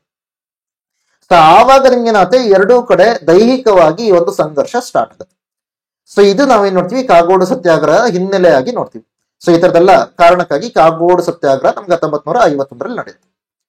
ಸೊ ಇನ್ನು ಈ ಕಾಗೋಡು ಸತ್ಯಾಗ್ರಹದ ಪ್ರಮುಖವಾದಂತ ಒಂದು ಪಾತ್ರವನ್ನ ಯಾರು ವಹಿಸ್ತಾರೆ, ಅಥವಾ ಇವ್ರನ್ನ ಕಾಗೋಡು ಸತ್ಯಾಗ್ರಹದ ಶಿಲ್ಪಿ ಅಂತಾನೆ ಕರಿತೀವಿ, H ಗಣಪತಿಯಪ್ಪ ಅವರು ನೋಡ್ತಾರೆ. ಎಚ್ ಗಣಪತಿ ಅಪ್ಪ ಅವರು ಸಾಗರ ತಾಲೂಕಿಗೆ ಹತ್ತಿರ ಇರುವಂತಹ ಸಿದ್ದಾಪುರ ತಾಲೂಕಿನವರು. ಸಿದ್ದಾಪುರ ತಾಲೂಕು ಇದು ಎಲ್ಲಿ ಬರುತ್ತೆ? ಉತ್ತರ ಕನ್ನಡದಲ್ಲಿ ಬರುತ್ತೆ. ಸೊ ಇವರಿಗೆ ಮೊದಲಿಂದನೇ ಒಂದಿಷ್ಟು ಈ ಜಮೀನ್ದಾರರ ವಿರುದ್ಧವಾದಂತ ಒಂದು ಇದನ್ನ ಮನೋಭಾವವನ್ನು ನೋಡ್ತೀವಿ. ಯಾಕೆ ಅಂತ ಕೇಳಿದಾಗ, ಸೊ ಇವರು ಸ್ವಲ್ಪ ಮಟ್ಟಿಗೆ ನಮ್ಗೇನು ಸತ್ಯಾಗ್ರಹ ಅಥವಾ ಗಾಂಧಿವಾದಿ ವಿಚಾರಧಾರೆಗಳಿಂದ ಪ್ರೇರೇಪಿತರಾದವರು. ಸೊ ಅದೇ ಕಾರಣಕ್ಕಾಗಿ ಇವರು ಯಾರದೇ ಅಡಿಯಲ್ಲಿ ಕೆಲಸ ಮಾಡಲ್ಲ ಅನ್ನುವಂತ ಒಂದು ಸ್ವಾವಲಂಬನೆಯನ್ನ ಹೊಂದಿರುವಂತವ್ರು. ಅದಲ್ಲದೆ ಇವರು ಒಂದು ಶಾಲೆಯನ್ನು ಕೂಡ ಓಪನ್ ಮಾಡಿದ್ರು. ಆ ಶಾಲೆಗೆ ಸಂಬಂಧಪಟ್ಟ ಹಾಗೆ ಕೂಡ ಬಹಳಷ್ಟು ಏನಾಗುತ್ತೆ, ಒಡೆಯರ್ ಅಥವಾ ಈ ಒಂದು ಜಮೀನ್ದಾರರ ಕಡೆಯಿಂದ ಬಹಳಷ್ಟು ವಿರೋಧಗಳು ವ್ಯಕ್ತವಾಗುತ್ತೆ. ಅವರ ಶಾಲೆಯನ್ನು ಮುಚ್ಚಿಸುವಂತ ಪ್ರಯತ್ನಗಳನ್ನು ಕೂಡ ಮಾಡ್ತಾರೆ. ಸೊ ಇದಕ್ಕಾಗಿ ಆಲ್ರೆಡಿ ಒಂದಿಷ್ಟು ಏನಿದೆ, ಸೊ ಅದರ ಒಳಗಡೆ ಆಲ್ರೆಡಿ ಒಂದಿಷ್ಟು ಹಾಗೆ ಇರೋದನ್ನು ನೋಡ್ತೀರ. ಸೊ ಇವರು ಏನ್ ಮಾಡ್ತಾರೆ, ಈ ಒಂದು ಸತ್ಯಾಗ್ರಹ ಯಾವ ರೀತಿಯ ರೂಪುರೇಷೆಗಳನ್ನು ಹೊಂದಿರಬೇಕು ಅನ್ನೋದ್ರ ಪರವಾಗಿ ಕೆಲಸವನ್ನ ಮಾಡ್ತಾರೆ ಎಚ್ ಗಣಪತಿ. ಸೊ ಇದರ ಜೊತೆಯಲ್ಲಿ ಮೊದಲ ಸತ್ಯಾಗ್ರಹಿ ತಂಡ ಏನಾಗುತ್ತೆ, ಇದು ಡಿ ಮೂಕಪ್ಪನವರ ನೇತೃತ್ವದಲ್ಲಿ ಮೊದಲ ಸತ್ಯಾಗ್ರಹಿ ತಂಡ ಸೊ ಈ ತರ ಒಂದು ಸತ್ಯಾಗ್ರಹವನ್ನ ಕೈಗೊಳ್ಳುತ್ತೆ. ಸೊ ನಂತರದಲ್ಲಿ ಇದನ್ನ ಅರ್ಥ ಮಾಡ್ಕೊಂಡಂತ ಅಲ್ಲೇ ಹತ್ತಿರದ ಪ್ರದೇಶದವರಾದಂತ ಕಂದಾಯ ಸಚಿವರಾಗಿ ಕಾಣ್ತಾ ಇರುವಂತ ಕಡಿದಾಳ್ ಮಂಜಪ್ಪ ಅವರು ಏನ್ ಮಾಡ್ತಾರೆ, ರೈತರು ಮತ್ತು ಜಮೀನ್ದಾರರ ಮಧ್ಯೆ ಒಂದು ಸಂಧಾನ ಸಭೆಯನ್ನ ಮಾಡುವಂತ ಪ್ರಯತ್ನ ಮಾಡ್ತಾರೆ. ಆದ್ರೆ ಅನ್ಫಾರ್ಚುನೇಟ್ಲಿ ಏನಾಗುತ್ತೆ, ಈ ಸಂಧಾನ ಸಭೆ ವೈಫಲ್ಯವನ್ನ ಕಾಣ್ತಾರೆ. ಸೊ ನೆಕ್ಸ್ಟ್ ಈ ಒಂದು ಮೊದಲನೇ ಸತ್ಯಾಗ್ರಹಿ ತಂಡ ಆಗಿದೆ. ಅದರ ನಂತರದಲ್ಲಿ ಈಗ ಮತ್ತೆ ಸತ್ಯಾಗ್ರಹ ಮತ್ತು ಮೊದಲಿಗಿಂತ ಜಾಸ್ತಿಯಾಗಿ ಸತ್ಯಾಗ್ರಹವನ್ನ ಮಾಡಬೇಕು ಅನ್ನೋ ಕಾರಣಕ್ಕಾಗಿ ಶಾಂತವೇರಿ ಗೋಪಾಲಗೌಡರ ನೇತೃತ್ವದಲ್ಲಿ ನಡೆಯೋದಕ್ಕೆ ಸ್ಟಾರ್ಟ್ ಆಗುತ್ತೆ. ಆವಾಗ ಸಮಾಜವಾದಿ ಪಕ್ಷ ಕೂಡ ಏನ್ ಮಾಡುತ್ತೆ, ರೈತ ಸಂಘಟನೆಗಳೊಂದಿಗೆ ಸೇರಿ ಈ ಒಂದು ಸತ್ಯಾಗ್ರಹಕ್ಕೆ ಬೆಂಬಲವನ್ನ ಸೂಚಿಸುತ್ತೆ. ಈಗ ಸಮಾಜವಾದಿ ಪಕ್ಷ ಇಲ್ಲಿ ಯಾಕೆ ಎಂಟ್ರಿ ಆಗುತ್ತೆ ನೋಡಿ. KG ಒಡೆಯರ್ ಅವರು ಇದ್ರೆ, ಇವರು KG ಒಡೆಯರ್ ಅವರನ್ನ ನಾವು ನೋಡ್ತೀವಿ ಅಂತಂದ್ರೆ, KG ಒಡೆಯರ್ ಅವರೇ ಇದ್ರೆ ಇವರು ಕಾಂಗ್ರೆಸ್ನ ಸೈಡ್ ಇಂದ ಬಂದಿರುವಂತಹ ಒಬ್ಬ MP. ಈಗ ಯಾವ್ದಾದ್ರು ಒಂದು ವಿರೋಧ ಪಕ್ಷ ಇದೆ ಅಂತಂದ್ರೆ ಅದೇನ್ ಮಾಡ್ತಾರೆ, ಸೊ ಆಲ್ರೆಡಿ ಆಡಳಿತದಲ್ಲಿರುವಂತಹ ಪಕ್ಷದ ಅಭ್ಯರ್ಥಿ ಯಾವ್ದಾದ್ರು ಈ ತರದ ಒಂದು ಕೇಸಲ್ಲಿ ಸಿಕ್ಕಿದ್ರೆ ಅದನ್ನ ನಾವ್ ಏನ್ ಮಾಡ್ತೀವಿ, ಸೊ ಯೂಸ್ ಮಾಡ್ಕೊಂಡು ಅದರ ವಿರುದ್ಧವಾಗಿ ಹೋಗೋದಕ್ಕೆ ಟ್ರೈ ಮಾಡ್ತೀವಿ. ಇದನ್ನ ಯಾಕೆ ಹೇಳ್ತೀನಿ, ರಾಜಕೀಯ ಹಿತಾಸಕ್ತಿಗಳಿಂದ ಸ್ಟಾರ್ಟ್ ಆಗಿರ್ಬೋದು, ಆದ್ರೆ ಇದು ಒಳ್ಳೇದಕ್ಕೆ ಆಗಿದೆ ಅಂತ ಹೇಳ್ತೇವೆ, ಹೌದಲ್ವಾ. ಸೊ ಈ ತರದ ಒಂದು ಕಾಗೋಡು ಸತ್ಯಾಗ್ರಹ ಆಗಿರೋದು ಒಳ್ಳೇದಕ್ಕೆ. ಸೊ ಅದಕ್ಕಾಗಿ ಏನಾಗುತ್ತೆ, ಇದರಿಂದಾಗಿ ದೇಶದ ಪ್ರಮುಖ ನಾಯಕರುಗಳು ಕರ್ನಾಟಕಕ್ಕೆ ಬರೋದಕ್ಕೆ ಸಾಧ್ಯ. ಅದಕ್ಕಾಗಲೇ ನಿಮ್ಗೇನಾಗುತ್ತೆ, ಇಲ್ಲಿ ರಾಮ್ ಮನೋಹರ್ ಲೋಹಿಯಾ ಆಗಿರ್ಬೋದು, ಜಯಪ್ರಕಾಶ್ ನಾರಾಯಣ, ಪಂಡಿತ್ ರಮಾನಂದ ಮಿಶ್ರಾ ಇವರೆಲ್ಲ ಏನ್ ಮಾಡ್ತಾರೆ, ಕಾಗೋಡು ಸತ್ಯಾಗ್ರಹಕ್ಕೆ ತಮ್ಮ ಬೆಂಬಲವನ್ನ ಸೂಚಿಸ್ತಾರೆ. ಅದ್ರ ಜೊತೆಲಿ ಅವ್ರು ಇಲ್ಲಿಗೂ ಕೂಡ ಬರ್ತಾರೆ. ಇವತ್ತಿಗೂ ನಾವೇನ್ ಹೇಳ್ತೀವಿ, ಲೋಹಿಯಾ ಅವರು ನೆಟ್ಟಂತ ಒಂದು ಆಲದ ಮರ ಅಲ್ಲಿ ಇಲ್ಲೂ ಕೂಡ ಇದೆ. ಲೋಹಿಯಾಸ್ ಪೀಪಲ್ ಅಥವಾ ಪೀಪಲ್ ಪೇಡ್ ಅಂತ ಹೇಳಿ ಕರಿತೀವಲ್ಲ, ಸೊ ಅದನ್ನ ನಾವು ನೋಡ್ತೀವಿ, ಬನ್ಯಾನ್ ಟ್ರೀ. ಓಕೆ, ಸೊ ಅದನ್ನ ನಾವು ನೋಡ್ತೀವಿ. ಸೊ ಅದರ ಜೊತೆಯಲ್ಲಿ ಇದೇ ಸಂದರ್ಭದಲ್ಲಿ ಏನಾಗುತ್ತೆ, ಒಂದು ಸ್ಲೋಗನ್ ಅನ್ನು ಕೂಡ ಹೆಚ್ಚಾಗಿ ನಾವು ನೋಡೋದಕ್ಕೆ ಸ್ಟಾರ್ಟ್ ಮಾಡ್ತೀವಿ. ಅದು ಉಳುವವನೇ ನೆಲದೊಡೆಯ ಅನ್ನುವಂತ ಸ್ಲೋಗನ್ ಇದು ಕೂಡ ಮುನ್ನೆಲೆಗೆ ಬರುತ್ತೆ. ಉಳುವವನೇ ನೆಲದೊಡೆಯ ಅಂತ. ಸೊ ಇದು ಕಾಗೋಡು ಸತ್ಯಾಗ್ರಹ 1951ರಲ್ಲಿ ಏನಾಯ್ತು ಅದರ ಬಗ್ಗೆ ಮಾಹಿತಿ. ನೆಕ್ಸ್ಟ್ ಬರ್ತೀವಿ 1956. ಈ ತರ ಭಾರತದಲ್ಲೇ ಮೊದಲ ಬಾರಿಗೆ ಆ ತರದ ಸತ್ಯಾಗ್ರಹ ಆಗಿರೋದು. ರೈತರು ಜಮೀನ್ದಾರರ ವಿರುದ್ಧ ನಿಂತಿರುವಂತಹ ಸತ್ಯಾಗ್ರಹ ಕಾಗೋಡು ಸತ್ಯಾಗ್ರಹ. ಅದಕ್ಕಾಗಿ ಬಹಳ ಇಂಪಾರ್ಟೆಂಟ್. 1956ರಲ್ಲಿ ಏನಾಗುತ್ತೆ, ಮೊದಲು ನಮ್ಗೇನಿತ್ತು, ಕೇವಲ ಮೈಸೂರು ರಾಜ್ಯ ಮಾತ್ರ ಇತ್ತು, ಹೌದಲ್ವಾ. ಈಗ ಕರ್ನಾಟಕದ ಏಕೀಕರಣ ಆಗುತ್ತೆ. ಕರ್ನಾಟಕದ ಏಕೀಕರಣ ಅಂದ್ರೆ ಏನು, ಯಾವ ಆಧಾರದ ಮೇಲೆ ಆಗಿದೆ, ಸೊ ಭಾಷೆಯ ಆಧಾರದ ಮೇಲೆ ಆಗಿದೆ. ಕನ್ನಡ ಭಾಷೆಯನ್ನ ಮಾತನಾಡುವ ಪ್ರಾಂತ್ಯಗಳು ಯಾವ್ಯಾವ್ದಿದೋ ಅದೆಲ್ಲವನ್ನ ಏಕೀಕರಣ ಮಾಡಿ ನಾವೇನ್ ಮಾಡ್ತೀವಿ, ಕರ್ನಾಟಕ ಅಂತೇಳಿ ಮಾಡ್ತೀವಿ. ಹಾಗಾದ್ರೆ ಇದ್ರಲ್ಲಿ ಏನೇನ್ ಬರ್ತಾ ಇದೆ, ಸೊ ಒಂದು ನಿಮ್ಗೆ ಹೈದರಾಬಾದ್ ಕರ್ನಾಟಕದ ಭಾಗ ಕೂಡ ಬರ್ತಾ ಇದೆ, ಮುಂಬೈ ಕರ್ನಾಟಕದ ಭಾಗ ಕೂಡ ಬರ್ತಾ ಇದೆ, ಮದ್ರಾಸ್ ಕರ್ನಾಟಕದ ಭಾಗಗಳು ಕೂಡ ಬರ್ತಾ ಇದೆ, ಹಳೆ ಮೈಸೂರು ಮತ್ತೆ ಕೊಡಗಿನ ಭಾಗಗಳು ಕೂಡ ಬರ್ತಾ ಇದೆ. ಸೊ ಇವೆಲ್ಲ ಸೇರಿ ನಾವು ಒಂದು ಕರ್ನಾಟಕ ಅಂತ ಹೇಳ್ತೀವಿ, ಹೌದಲ್ಲ. ಆದ್ರೆ ಈಗ ನಿಮ್ಗೆ ಏನಾಗಿದೆ, ಹೈದರಾಬಾದ್ ಕರ್ನಾಟಕದಲ್ಲಿ ಅಲ್ಲಿಗೆ ಭೂಮಿಗೆ ಸಂಬಂಧಪಟ್ಟಂತ ಕಾಯ್ದೆಯೇ ಬೇರೆ ಇದೆ, ಹೌದಾ. ಸೊ ಮುಂಬೈ ಕರ್ನಾಟಕದಲ್ಲಿ ಭೂಮಿಯ ಒಡೆತನಕ್ಕೆ ಸಂಬಂಧಪಟ್ಟಂತ ಕಾಯ್ದೆಯೇ ಬೇರೆ ಇದೆ. ಮೈಸೂರು ಕರ್ನಾಟಕದಲ್ಲಿ ಬೇರೆ ಇದೆ, ಮದ್ರಾಸ್ ಕರ್ನಾಟಕದಲ್ಲಿ ಬೇರೆ ಇದೆ, ಅದೇ ರೀತಿಯಲ್ಲಿ ಕೂರ್ಗಲ್ಲೂ ಕೂಡ ಬೇರೆ ಇದೆ. ಒಂದೊಂದು ಕಡೆ ಒಂದೊಂದು ಕಾಯ್ದೆ ಇದೆ. ಈಗ ಏನ್ ಮಾಡಿದ್ರಿ ನೀವು, ಇದನ್ನೆಲ್ಲವನ್ನ ಸೇರಿಸಿ ಕರ್ನಾಟಕ ಅಂತ ಹೇಳಿ ಕರೆದಾಗ ಈ ಬೇರೆ ಬೇರೆ ಕಾಯ್ದೆಗಳನ್ನ ಹೊಂದಿರೋದಕ್ಕಾಗಲ್ಲ. ಇದನ್ನು ಕೂಡ ಏನ್ ಮಾಡ್ಬೇಕಾಗತ್ತೆ, ಅವುಗಳನ್ನು ಕೂಡ ಕ್ರೋಢೀಕರಣ ಮಾಡುವಂತ ಪ್ರಯತ್ನ ಮಾಡ್ಬೇಕಾಗತ್ತೆ. ಸೊ ಅವುಗಳನ್ನು ಕೂಡ ಏನ್ ಮಾಡ್ಬೇಕಾಗತ್ತೆ, ಕ್ರೋಢೀಕರಣ ಮಾಡುವಂತ, ಕನ್ಸೋಲಿಡೇಷನ್ ಮಾಡುವಂತ ಪ್ರಯತ್ನ ಮಾಡ್ಬೇಕು. ಸೊ ಅದೇ ಕಾರಣಕ್ಕಾಗಿ ನಾವೇನ್ ಮಾಡ್ತೀವಿ, ಒಂದು ಕಮಿಟಿಯನ್ನ ಮಾಡ್ತೀವಿ. ಆ ಕಮಿಟಿಗೆ ಚೇರ್ಪರ್ಸನ್ ಆಗಿ BD ಜತ್ತಿ ಅವರನ್ನು ನೇಮಕ ಮಾಡ್ತೀವಿ. ಅದಕ್ಕಾಗಿ ನಾವನ್ನ ಏನ್ ಕರಿತೀವಿ, BD ಜತ್ತಿ ಸಮಿತಿ ಅಂತ ಕರಿತೀವಿ. 1955ರಲ್ಲಿ ಇದು ಸೊ ಸ್ಟಾರ್ಟ್ ಆಗುತ್ತೆ. 1957ರಲ್ಲಿ ಇದು ಪೂರ್ತಿಯಾಗಿ ತನ್ನ ರಿಪೋರ್ಟ್ ಅನ್ನ ಕೊಡುತ್ತೆ ಅಂತ ಹೇಳಿ ತಗೋತಾರೆ. ಅಥವಾ 1957ರಲ್ಲಿ ಇದರ ಸೊ ಒಂದೊಂದಾಗಿ ಜಾರಿಗೆ ತರುವಂತ ಪ್ರಯತ್ನಗಳನ್ನ ಮಾಡ್ತೀವಿ, ಒಂದೊಂದಾಗಿ ಇದರ ಶಿಫಾರಸುಗಳನ್ನ. ಬಿ ಡಿ ಜತಿಯವರು ಕೂಡ ನಮ್ಗೆ ಬಹಳ ಇಂಪಾರ್ಟೆಂಟ್. ಯಾಕೆ ಬಿ ಡಿ ಜತಿಯವರು ಇಂಪಾರ್ಟೆಂಟ್ ಅಂದಾಗ, ಸೊ ಭಾರತದ ಉಪ ಪ್ರಧಾನಿಯಾಗಿ ಕೂಡ ಇವರು ಕೆಲಸ ಮಾಡಿದ್ರೆ, ಕರ್ನಾಟಕದವರು ಭಾರತದ ಉಪ ಪ್ರಧಾನಿಯಾಗಿ ಕೂಡ ಕೆಲಸ ಮಾಡಿರುವಂತ ಒಬ್ಬ ವ್ಯಕ್ತಿ ಬಿ ಡಿ ಜತಿಯವರು. ಸೊ ಇದರ ಒಂದು ಟೆಕ್ನಿಕಲ್ ಆದಂತ ಹೆಸರೇನು, ಬಿ ಡಿ ಜತ್ತಿ ಸಮಿತಿಯ ಟೆಕ್ನಿಕಲ್ ಆದಂತ ಹೆಸರು ಏನು ಅಂತ ಕೇಳಿದಾಗ ಮೈಸೂರು ಗೇಣಿ ಮತ್ತು ಕೃಷಿ ಭೂಮಿ ಕಾನೂನು ಸಮಿತಿ ಅಂತ ಕರಿತೀವಿ. ಸೊ ಇದನ್ನ ನಾವು ನೋಡ್ತೀವಿ. ಓಕೆ, ಸೊ ಇದು ಏನ್ ಮಾಡುತ್ತೆ, ಗೇಣಿ ಮತ್ತೆ ಕೃಷಿ ಭೂಮಿ ಕಾಯ್ದೆಗಳು ಏನು ಬೇರೆ ಬೇರೆ ಇದೆಯೋ ಅದನ್ನೆಲ್ಲವನ್ನ ಕ್ರೋಢೀಕರಣ ಮಾಡುವಂತ ಪ್ರಯತ್ನವನ್ನ ಮಾಡ್ತೀವಿ ಅಂತ ಹೇಳ್ತೀವಿ.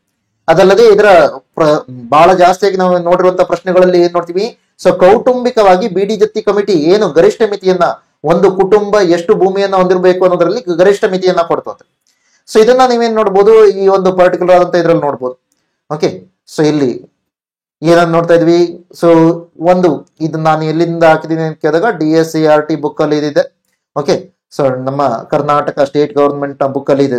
ಅದರಲ್ಲಿ ಏನಾಗುತ್ತೆ, ಒಂದು ಫ್ಯಾಮಿಲಿ ಎಷ್ಟನ್ನ ಹೊಂದಿರ್ಬೋದು, 54 ಎಕರೆ. ಯಾವಾಗ ಅದು ಫಲವತ್ತಾದಂತ ಭೂಮಿ ಆಗಿದ್ದು, ಆದ್ರೆ ಅಲ್ಲಿ ನೀರಾವರಿಯ ವ್ಯವಸ್ಥೆ ಇಲ್ಲದೆ ಇದ್ರೆ 54 ಎಕರೆ ಭೂಮಿಯನ್ನ ಹೊಂದಿರ್ಬೋದು ಮ್ಯಾಕ್ಸಿಮಮ್. ಅದೇನಾದ್ರೂ ಇರಿಗೇಷನ್ ಫೆಸಿಲಿಟಿಯನ್ನ ಹೊಂದಿರೋದು, ನೀರಾವರಿ ವ್ಯವಸ್ಥೆಯನ್ನ ಹೊಂದಿರೋದು, ಅದರಲ್ಲಿ ನೀವು ಒಂದಕ್ಕಿಂತ ಹೆಚ್ಚು ಬೆಳೆಗಳನ್ನ ಬೆಳಿಬಹುದು ಅಂತಂದ್ರೆ ಅಲ್ಲಿ ಏನಾಗುತ್ತೆ, 10 ರಿಂದ 18 ಎಕರೆ ಮ್ಯಾಕ್ಸಿಮಮ್ ಆಗುತ್ತೆ ಅಂತ ಹೇಳ್ತಾರೆ ಗರಿಷ್ಠ ಮಿತಿ. ಅದೇನಾದ್ರೂ ನೀರಾವರಿಯನ್ನ ಹೊಂದಿರುವಂತ ಭೂಮಿ ಆದ್ರೆ ಕೇವಲ ಒಂದೇ ಬೆಳೆಯನ್ನ ಬೆಳಿಬಹುದು ಅಂದ್ರೆ ಅದನ್ನೇ ನಾವು ಏನ್ ಕರಿತೀವಿ, ಅರೆ ನೀರಾವರಿ ಅಂತ ಕರಿತೀವಿ. ಸೊ ಆವಾಗ ಒಂದು ಕುಟುಂಬ ಏನ್ ಮಾಡ್ಬೋದು, ಮ್ಯಾಕ್ಸಿಮಮ್ 27 ಎಕರೆಯನ್ನ ಹೊಂದಬಹುದು ಅಂತ ಹೇಳ್ತಾರೆ. ಸೊ ಈ ತರದೆಲ್ಲ ನಮ್ಗೇನ್ ಕಾಣುತ್ತೆ, ಸೊ ಇದು ಬಿ ಡಿ ಜತ್ತಿ ಸಮಿತಿಯಿಂದ ಬಂದಿರುವಂತ ರೆಕಮೆಂಡೇಶನ್ಸ್ ಅಂತ ನೋಡ್ತೀವಿ. ಕೃಷಿ ಕಾಯ್ದೆಗಳನ್ನೆಲ್ಲವನ್ನ ಕ್ರೋಢೀಕರಣ ಮಾಡೋದ್ರ ಜೊತೆಲಿ ಈ ತರ ಕೂಡ ಮಾಡ್ತಾರೆ. ಇವರು ಈ ಕೃಷಿ ಕಾಯ್ದೆಗಳನ್ನ ಕ್ರೋಢೀಕರಣ ಮಾಡೋದನ್ನ ನಾವೇನ್ ಮಾಡ್ತೀವಿ, 1961ರಲ್ಲಿ ಕರ್ನಾಟಕ ಕೃಷಿ ಸುಧಾರಣಾ ಕಾಯ್ದೆ ಅಥವಾ ಕರ್ನಾಟಕ ಭೂ ಸುಧಾರಣಾ ಕಾಯ್ದೆ ಅನ್ನುವಂತ ಹೆಸರಿನಿಂದ ತರ್ತೀವಿ. 1961ರ ಕರ್ನಾಟಕ ಭೂ ಸುಧಾರಣಾ ಕಾಯ್ದೆ. ಅದರ ಅಡಿಯಲ್ಲಿ ಕೂಡ ನಮಗೆ ಕೆಲವೊಂದು ಪಾಯಿಂಟ್ಗಳು ಬರುತ್ತೆ. ಫಾರ್ ಎಕ್ಸಾಂಪಲ್, ಭೂ ನ್ಯಾಯ ಮಂಡಳಿ ಒಂದನ್ನ ಸ್ಥಾಪನೆ ಮಾಡ್ತೀವಿ. ಅಗೇನ್ ಭೂ ನ್ಯಾಯ ಮಂಡಳಿ ಅಂದ್ರೆ ಏನು, ಇದನ್ನ ತಾಲೂಕಿಗೆ ಒಂದರಂತೆ ಮಾಡ್ಬೋದು ಅಂತ ಹೇಳ್ತಾರೆ. ತಾಲೂಕಿಗೆ ಒಂದರಂತೆ ಇದನ್ನ ರಚಿಸಬಹುದು ಅಂತ ಹೇಳ್ತಾರೆ. ಸೊ ಆ ತರ ನೋಡ್ತೀವಿ. ಇನ್ನೊಂದು ಇನಾಮ್ ರದ್ದತಿಗೆ ಸಂಬಂಧಪಟ್ಟ ಕೂಡ ನಾವು ನೋಡ್ತೀವಿ. 1954ರದನ್ನು ಕೂಡ ನೋಡ್ತೀವಿ. ಅದೇ ರೀತಿಯಲ್ಲಿ 1955 ನಂತರದಲ್ಲಿ ಕೂಡ ನಿಮ್ಗೆ ಏನ್ ಬಂದೆ, ಈ ತರದ ಕಾಯ್ದೆಗಳು ಬಂದೆ. 1961ರಲ್ಲಿ ಬಂದಿದೆ, 1976ರಲ್ಲಿ, 1977ರಲ್ಲಿ. ಈ ತರದೆಲ್ಲ ನಿಮ್ಗೆ ಹಲವಾರು ಈ ಕರ್ನಾಟಕ ಜಾಗಕ್ಕೆ ಸಂಬಂಧಪಟ್ಟ ಸೊ ಇನಾಮ್ ರದ್ದತಿ ಕಾಯ್ದೆಗಳು ಬಂದಿದೆ. 54, 55 ಇದು ಬಹಳ ಇಂಪಾರ್ಟೆಂಟ್. ಯಾಕಂದ್ರೆ ನಾವು ಗುಂಡಪ್ಪ ಗೌಡ ಸಮಿತಿಯ ನಂತರದಲ್ಲಿ ಕೂಡ ನೋಡ್ತೀವಿ. 1977 ಮತ್ತೆ ಇಂಪಾರ್ಟೆಂಟ್ ಆಗುತ್ತೆ. ಇದು ಏನ್ ಮಾಡುತ್ತೆ, ಕಂಪ್ಲೀಟ್ ಆಗಿ ಎಲ್ಲಾ ರೀತಿಯ ಇನಾಮ್ ಭೂಮಿ ರದ್ದತಿಯನ್ನ ಫೈನಲ್ ಆಗಿ ತಂದಿರೋದು 1977. ಸೊ ಇವೆಲ್ಲವನ್ನು ನೋಡ್ತೀವಿ. ಓಕೆ, ಸೊ ಇಲ್ಲಿ ನೋಡಿ, ಉಳುಮೆ ಮಾಡುತ್ತಿದ್ದಂತ ಗೇಣಿದಾರರು ಇದ್ರೆ ಅವ್ರಿಗೆ ಜಮೀನನ್ನ ಮರು ಮಂಜೂರು ಮಾಡಲಾಗಿದೆ. ಸೊ ಯಾರು ಆ ಭೂಮಿಯಲ್ಲಿ, ಇನಾಮ್ ಭೂಮಿಯಲ್ಲಿ ತಾವೇ ಅದರಲ್ಲಿ ಸಾಗುವಳಿ ಮಾಡ್ತಿದ್ರು ಅವ್ರಿಗೆ ಏನ್ ಮಾಡಿದ್ರೆ ಮರು ಮಂಜೂರಾತಿ ಮಾಡಲಾಗಿದೆ ಅಂತ ಹೇಳಿದ್ರು. ಅದಕ್ಕೆ ಸಂಬಂಧಪಟ್ಟ ಹಾಗೆ ಅವರು ಅರ್ಜಿ ಸಲ್ಲಿಸಿದ್ರೆ ಅದನ್ನ ಮಾಡಿದ್ವಿ ಅಂತ ಹೇಳಿದ್ರು. ಸೊ ಇದು ಇನಾಮ್ ರದ್ದತಿಗೆ ಸಂಬಂಧಪಟ್ಟ ಹಾಗೆ. ಇನ್ನು 1955ರ ಇನಾಮ್ ಭೂಮಿ ರದ್ದತಿ ಕಾಯ್ದೆಯ ಒಳಗಡೆ ನೀವು ನೋಡೋದಕ್ಕೋದ್ರೆ ಧಾರ್ಮಿಕ ಮತ್ತು ದತ್ತಿ ಸಂಸ್ಥೆಗಳ ಇನಾಮ್ ಭೂಮಿ ರದ್ದತಿಯನ್ನ ಮಾಡಿದ್ವಿ. ಯಾರು 12 ವರ್ಷಗಳಿಗಿಂತ ಹೆಚ್ಚಿನ ಅವಧಿ, ನೋಡಿ ಈಗ ಧಾರ್ಮಿಕ ಸಂಸ್ಥೆ ಒಂದು ದೇವಸ್ಥಾನದ ಇನಾಮ್ ಭೂಮಿ, ಅದು ಆ ದೇವಸ್ಥಾನದ ಇನಾಮ್ ಭೂಮಿಯನ್ನ ಬೇರೆ ಯಾರಿಗಾದ್ರೂ ಗೇಣಿದಾರರಿಗೆ ಕೊಟ್ಟಿದ್ದಾರೆ ಅಂತಂದ್ರೆ ಅವ್ರೇನಾದ್ರೂ ಅಲ್ಲಿ 12 ವರ್ಷಗಳಿಗಿಂತ ಹೆಚ್ಚಿನ ಅವಧಿ ಉಳುಮೆಯನ್ನ ಮಾಡ್ತಿದ್ದಾರೆ, ಸಾಗುವಳಿಯನ್ನ ಮಾಡ್ತಿದ್ದಾರೆ ಅಂತಂದ್ರೆ ಅಂತವರಿಗೆ ಏನ್ ಮಾಡಿದ್ದಾರೆ, ಅವರಿಗೆ ಭೂಮಿಯ ಅಧಿಕಾರವನ್ನ ಕೊಡಲಾಗಿದೆ ಅಂತ ಹೇಳ್ತಾರೆ. ಸೊ ಇದೆಲ್ಲ ಮಾಡಿದ ನಂತರ ಏನಾಗಿದೆ ಅಂತ ಹೇಳ್ತಾರೆ, ಭೂ ಮಾಲೀಕರಿಂದ ಗೇಣಿದಾರರ ಶೋಷಣೆಯ ಇಳಿಕೆ ಆಗಿರೋದನ್ನ ನೋಡ್ತಾರೆ. ಇನ್ನು ಕೆಲವು ಗೇಣಿದಾರರಿಗೆ ಭೂ ಮಾಲೀಕತ್ವ ಕೂಡ ಸಿಕ್ಕಿರೋದನ್ನ ನೋಡ್ತಾರೆ. ಅದಲ್ಲದೆ ದೇವಸ್ಥಾನ ಮತ್ತು ಮಠಗಳು ತಮ್ಮ ಇನಾಮ್ ಭೂಮಿಯನ್ನ ಬಿಟ್ಟು ಕೊಟ್ಟಿರೋದನ್ನು ಕೂಡ ನೋಡ್ತೀವಿ ಅಂತ ಹೇಳ್ತಾರೆ. ಅದನ್ನೇ ನಾವು ಇಂಗ್ಲಿಷ್ ಅಲ್ಲಿ ಕೂಡ ನೋಡ್ತಿದ್ವಿ. ಆದ್ರೆ ಸೊ ಇನಾಮ್ ಭೂಮಿಯನ್ನ ಬಿಟ್ಟು ಕೊಟ್ಟಿರೋದನ್ನ ನೋಡ್ತೀವಿ. ಸೊ ಇದು 1955ರ ಇನಾಮ್ ಭೂಮಿ ರದ್ದತಿ ಕಾಯ್ದೆಯ ಒಳಗಡೆ ನೋಡ್ತೀವಿ. ಇನ್ನು ಫೈನಲ್ ಆಗಿ ನಾವು ನೋಡೋದಕ್ಕೋದ್ರೆ ಲಾಸ್ಟ್ ಅಲ್ಲಿ ನಮ್ಗೆ ಬರೋದು ಯಾವುದು, ಈ ಒಂದು ಕಾಯ್ದೆ ಕರ್ನಾಟಕ ಭೂ ಸುಧಾರಣಾ ಕಾಯ್ದೆ 1961. ಇಲ್ಲಿರುವಂತ ಕೆಲವೊಂದು ಪ್ರೊವಿಷನ್ಸ್ ಗಳನ್ನ ನೋಡ್ತಾ ಹೋಗೋಣ. ಅದರ ಜೊತೆಲಿ ನಂತರದಲ್ಲಿ ನಾವೇನ್ ನೋಡ್ತೀವಿ, 2020ರಲ್ಲಿ ಮೇಜರ್ ಆಗಿ ಆಗಿರುವಂತಹ ಬದಲಾವಣೆಗಳಿದೆ, ಇದಕ್ಕೆ ಏನ್ ತಿದ್ದುಪಡಿ ಅಂತಂದಿವಿ ಅದನ್ನು ಕೂಡ ನೋಡೋಣ. ಸೊ ಮೊದಲೇದು ಕೌಟುಂಬಿಕ ಭೂ ಹಿಡುವಳಿ ಏನಿದೆಯಲ್ಲ, ಇದನ್ನ ನಾವೇನ್ ಮಾಡ್ತೀವಿ, 1200 ರೂಪಾಯಿ ಅವ್ರೇನಾದ್ರೂ ವಾರ್ಷಿಕವಾಗಿ ಆದಾಯವನ್ನ ಆ ಭೂ ಹಿಡುವಳಿಯಿಂದ ಪಡ್ಕೋಬಹುದು ಅಂದ್ರೆ ಅದನ್ನ ನಾವೇನ್ ಮಾಡ್ತೀವಿ, ಅದು ಗರಿಷ್ಠ ಮಿತಿ ಅಂತ ಹೇಳ್ತಾರೆ. ಇಲ್ಲಿ ನೋಡಿ, ಎಲ್ಲೋ ಎಕರೆಗಳನ್ನ ಹೇಳ್ತಿಲ್ಲ, ಅದ್ರ ಬದಲಾಗಿ ಹೇಳ್ತೀರಾ 1200 ರೂಪಾಯಿ ಎಷ್ಟು ದೊಡ್ಡ ಭೂಮಿ ಹಿಡುವಳಿಯಿಂದ ನಿಮ್ಗೆ ಬರತ್ತೋ ಅದನ್ನ ನೀವೇನ್ ಮಾಡ್ತೀರಾ, ಕೌಟುಂಬಿಕ ಗರಿಷ್ಠ ಮಿತಿ ಅಂತ ಹೇಳ್ತೀವಿ. ಅದಲ್ಲದೆ ಅಂಗವಿಕಲ ಅಥವಾ ಮಿಲಿಟರಿ, ಮಿಲಿಟರಿ ಅಂದ್ರೆ ನಮ್ಗೆ ಆರ್ಮಡ್ ಫೋರ್ಸ್ ಅಲ್ಲಿ ಕೆಲಸ ಮಾಡಿರುವಂತವ್ರು, ಅಥವಾ ಕಡಿಮೆ ಭೂಮಿ ಹೊಂದಿರುವವರು, ಏನು ಗರಿಷ್ಠ ಮಿತಿ ಇದೆಯೋ ಅದಕ್ಕಿಂತ ಕಡಿಮೆ ಭೂಮಿಯಿಂದ ಹೊಂದಿರುವವರಿಗೆ ಅವರಿಗೆ ಏನಿದೆ ಭೂ ಹಿಡುವಳಿಗಳನ್ನ ಹೊಂದುವಂತ ಅವಕಾಶವನ್ನ ಕೊಡ್ತಾರೆ. ಸರ್ಕಾರದಿಂದ ಆ ರೀತಿಯ ಭೂ ಹಿಡುವಳಿಗಳನ್ನ ಮರು ಹಂಚಿಕೆ ಮಾಡುವಂತ ಪ್ರಯತ್ನಗಳನ್ನು ಕೂಡ ಮಾಡಿರೋದನ್ನ ನೋಡ್ತಾರೆ. ಹಾಗಾದ್ರೆ ಗೇಣಿ ಎಷ್ಟಿರ್ಬೇಕು? ಯಾರಾದ್ರೂ ಗೇಣಿದಾರರಾಗಿ ಕೆಲಸವನ್ನ ಮಾಡ್ತಾರೆ ಅಂದ್ರೆ ಗೇಣಿ ಎಷ್ಟಿರ್ಬೇಕು ಅಂತ ಹೇಳ್ತಾರೆ, ಉತ್ಪನ್ನ ಎಷ್ಟಿದೆಯೋ ಅದರ ಕಾಲು ಭಾಗ 1/4 ಅಥವಾ 25% ಅಷ್ಟನ್ನ ಗೇಣಿಯಾಗಿ ತಗೋಬೇಕು ಅಂತ ಹೇಳ್ತಾರೆ. ಇನ್ನು ಗರಿಷ್ಠ ಮಿತಿಗಿಂತ ಯಾರಿಗಾದ್ರೂ ಹೆಚ್ಚಿನ ಭೂಮಿ ಇದೆ ಅಂದ್ರೆ ಅದನ್ನ ಏನ್ ಮಾಡ್ಬೇಕು, ಸರ್ಕಾರಕ್ಕೆ ನೀಡಬೇಕು ಅಂತ ಹೇಳಲಾಗುತ್ತೆ. ಸರ್ಕಾರಕ್ಕೆ ನೀಡಬೇಕು ಅನ್ನೋದಾಗ ಏನಾಗುತ್ತೆ, ಸರ್ಕಾರಕ್ಕೆ ನೀಡಬೇಕು ಅನ್ನೋದಾಗ ಇಲ್ಲಿ ಓಕೆ, ಸರ್ಕಾರಕ್ಕೆ ನೀಡಬೇಕು ಅನ್ನೋದಾಗ ಸರ್ಕಾರ ಅದಕ್ಕೆ ಬದಲಾಗಿ ಏನ್ ಮಾಡ್ಬೇಕಾಗತ್ತೆ, ಆ ಭೂಮಿಯ ಮಾಲೀಕರಿಗೆ ಒಂದಿಷ್ಟು ಪರಿಹಾರವನ್ನ ಕೊಡ್ಬೇಕಾಗತ್ತೆ. ಆ ಪರಿಹಾರ ಎಷ್ಟು ಅಂತ ಹೇಳ್ತಾರೆ, ಗೇಣಿಯ 15 ಪಟ್ಟಿನಷ್ಟನ್ನ ಅವರಿಗೆ ಪರಿಹಾರವಾಗಿ ಕೊಡಬೇಕು ಅಂತ ಹೇಳ್ತಾರೆ. ಸೊ ಇದೆಲ್ಲ ಕರ್ನಾಟಕ ಭೂ ಸುಧಾರಣಾ ಕಾಯ್ದೆ 1961ರಲ್ಲಿ ಇರುವಂತದ್ದು. ಈ 61ರ ಕಾಯ್ದೆಯಲ್ಲಿ ನಾವೇನ್ ಮಾಡ್ತೀವಿ, 1974ರಲ್ಲಿ ತಿದ್ದುಪಡಿಯನ್ನ ಮಾಡ್ತೀವಿ. ಸೊ ಅದನ್ನ ಅಲ್ಲಿ ನಾವೇನ್ ನೋಡ್ತೀವಿ, ಉಳುವವನೇ ಹೊಲದೊಡೆಯ ಅಥವಾ ಟಿಲ್ಲರ್ ಈಸ್ ದಿ ಓನರ್ ಅನ್ನುವಂತ ಒಂದು ಕಾನ್ಸೆಪ್ಟ್ ಅನ್ನ ತರ್ತೀವಿ. ಯಾರು ಆ ಭೂಮಿಯನ್ನ ಸಾಗುವಳಿದಾರನಾಗಿ ಕೆಲಸ ಮಾಡ್ತಾ ಇದ್ನೋ ಅವನಿಗೆ ಆ ಭೂಮಿಯ ಮಾಲೀಕತ್ವವನ್ನು ಕೊಡೋದನ್ನು ನೋಡ್ತೀವಿ. ಸೊ ಇದೇ ಸಂದರ್ಭದಲ್ಲಿ ನಮ್ಮ ತಾತ ಮುತ್ತಾತಂತರು ಏನ್ ಮಾಡ್ತಾರೆ, ಸೊ ಅವರಿಗೆ ಭೂಮಿಯ ಮಾಲೀಕತ್ವ ಸಿಕ್ಕಿರೋದನ್ನು ನೋಡ್ತೀವಿ.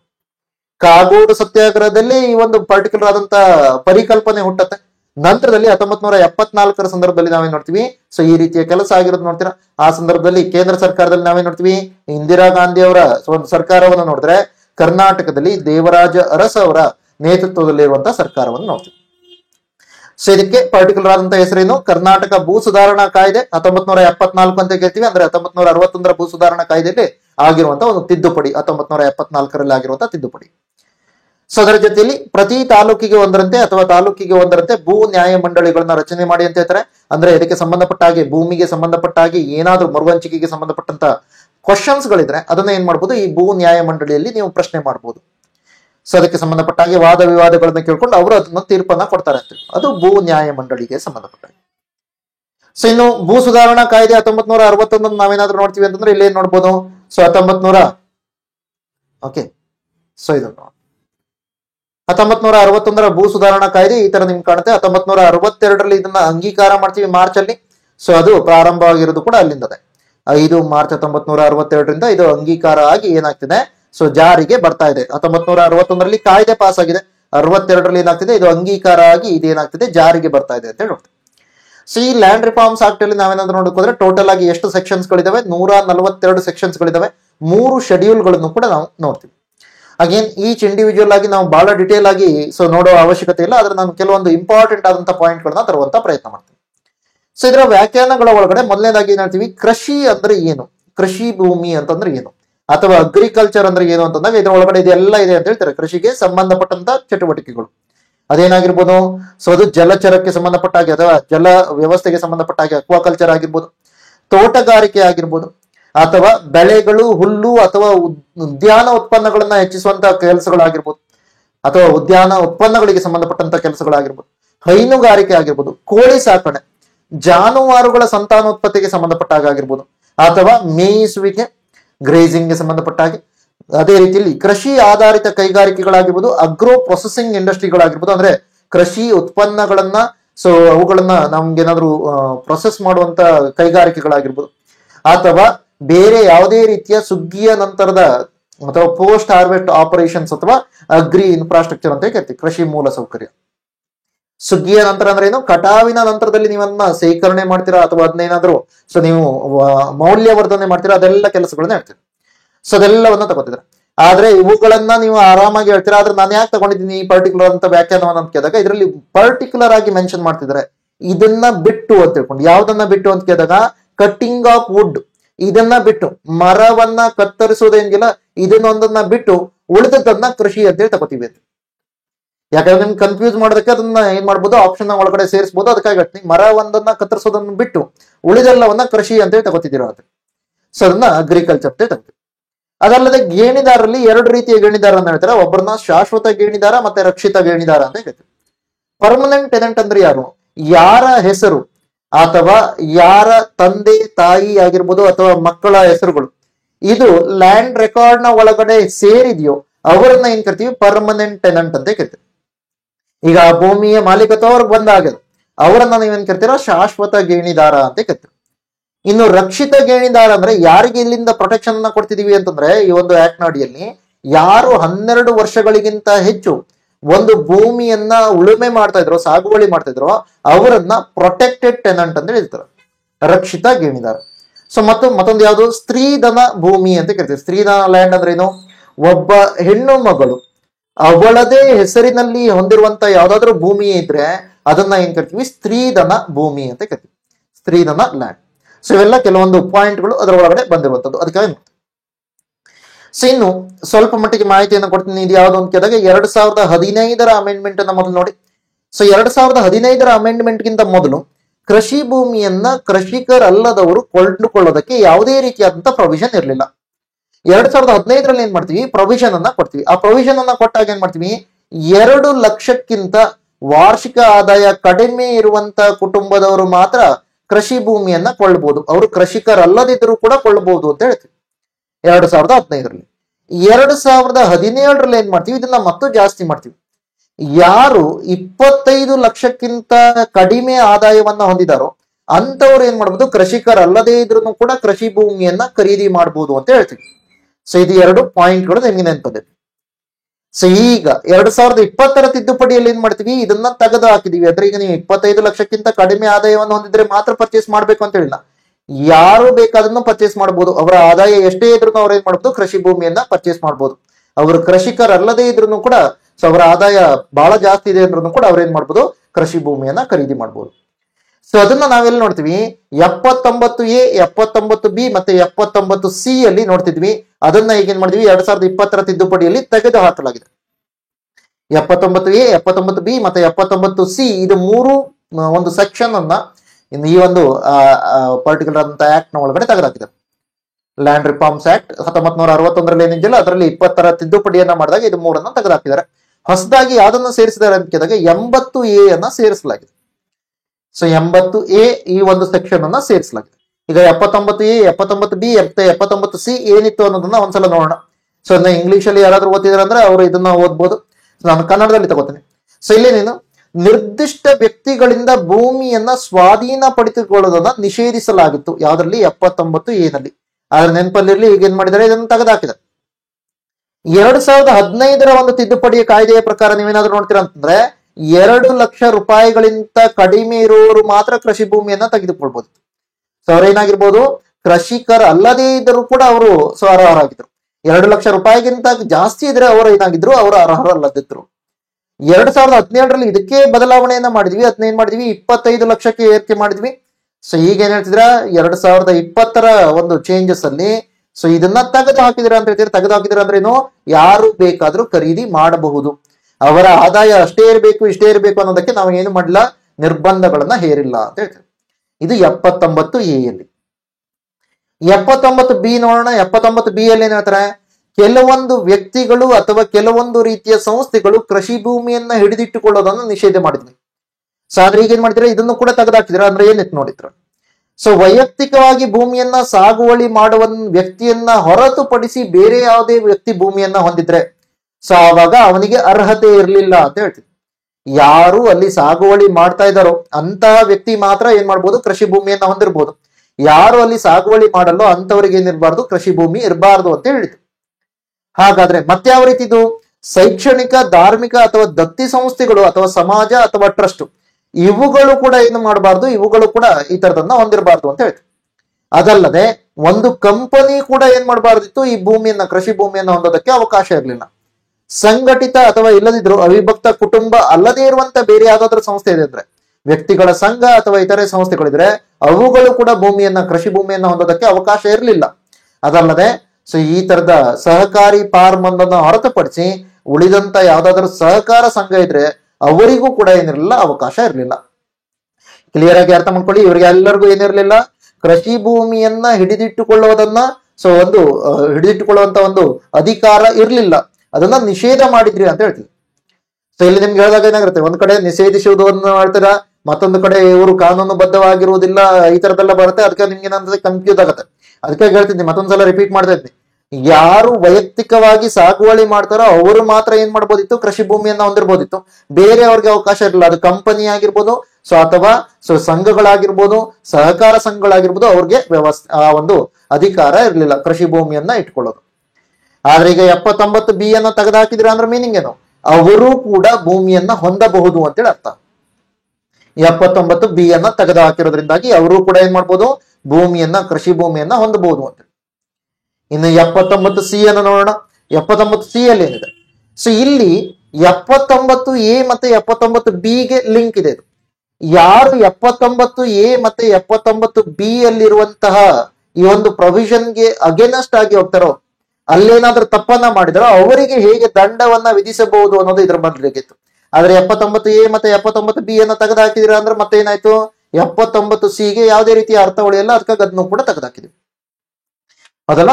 79C ಕೂಡ ನಿಮ್ಗೆ ಏನಾಯ್ತು, ಆ ಕಾರಣಕ್ಕಾಗಿ ರಿಮೂವ್ ಆಯ್ತು.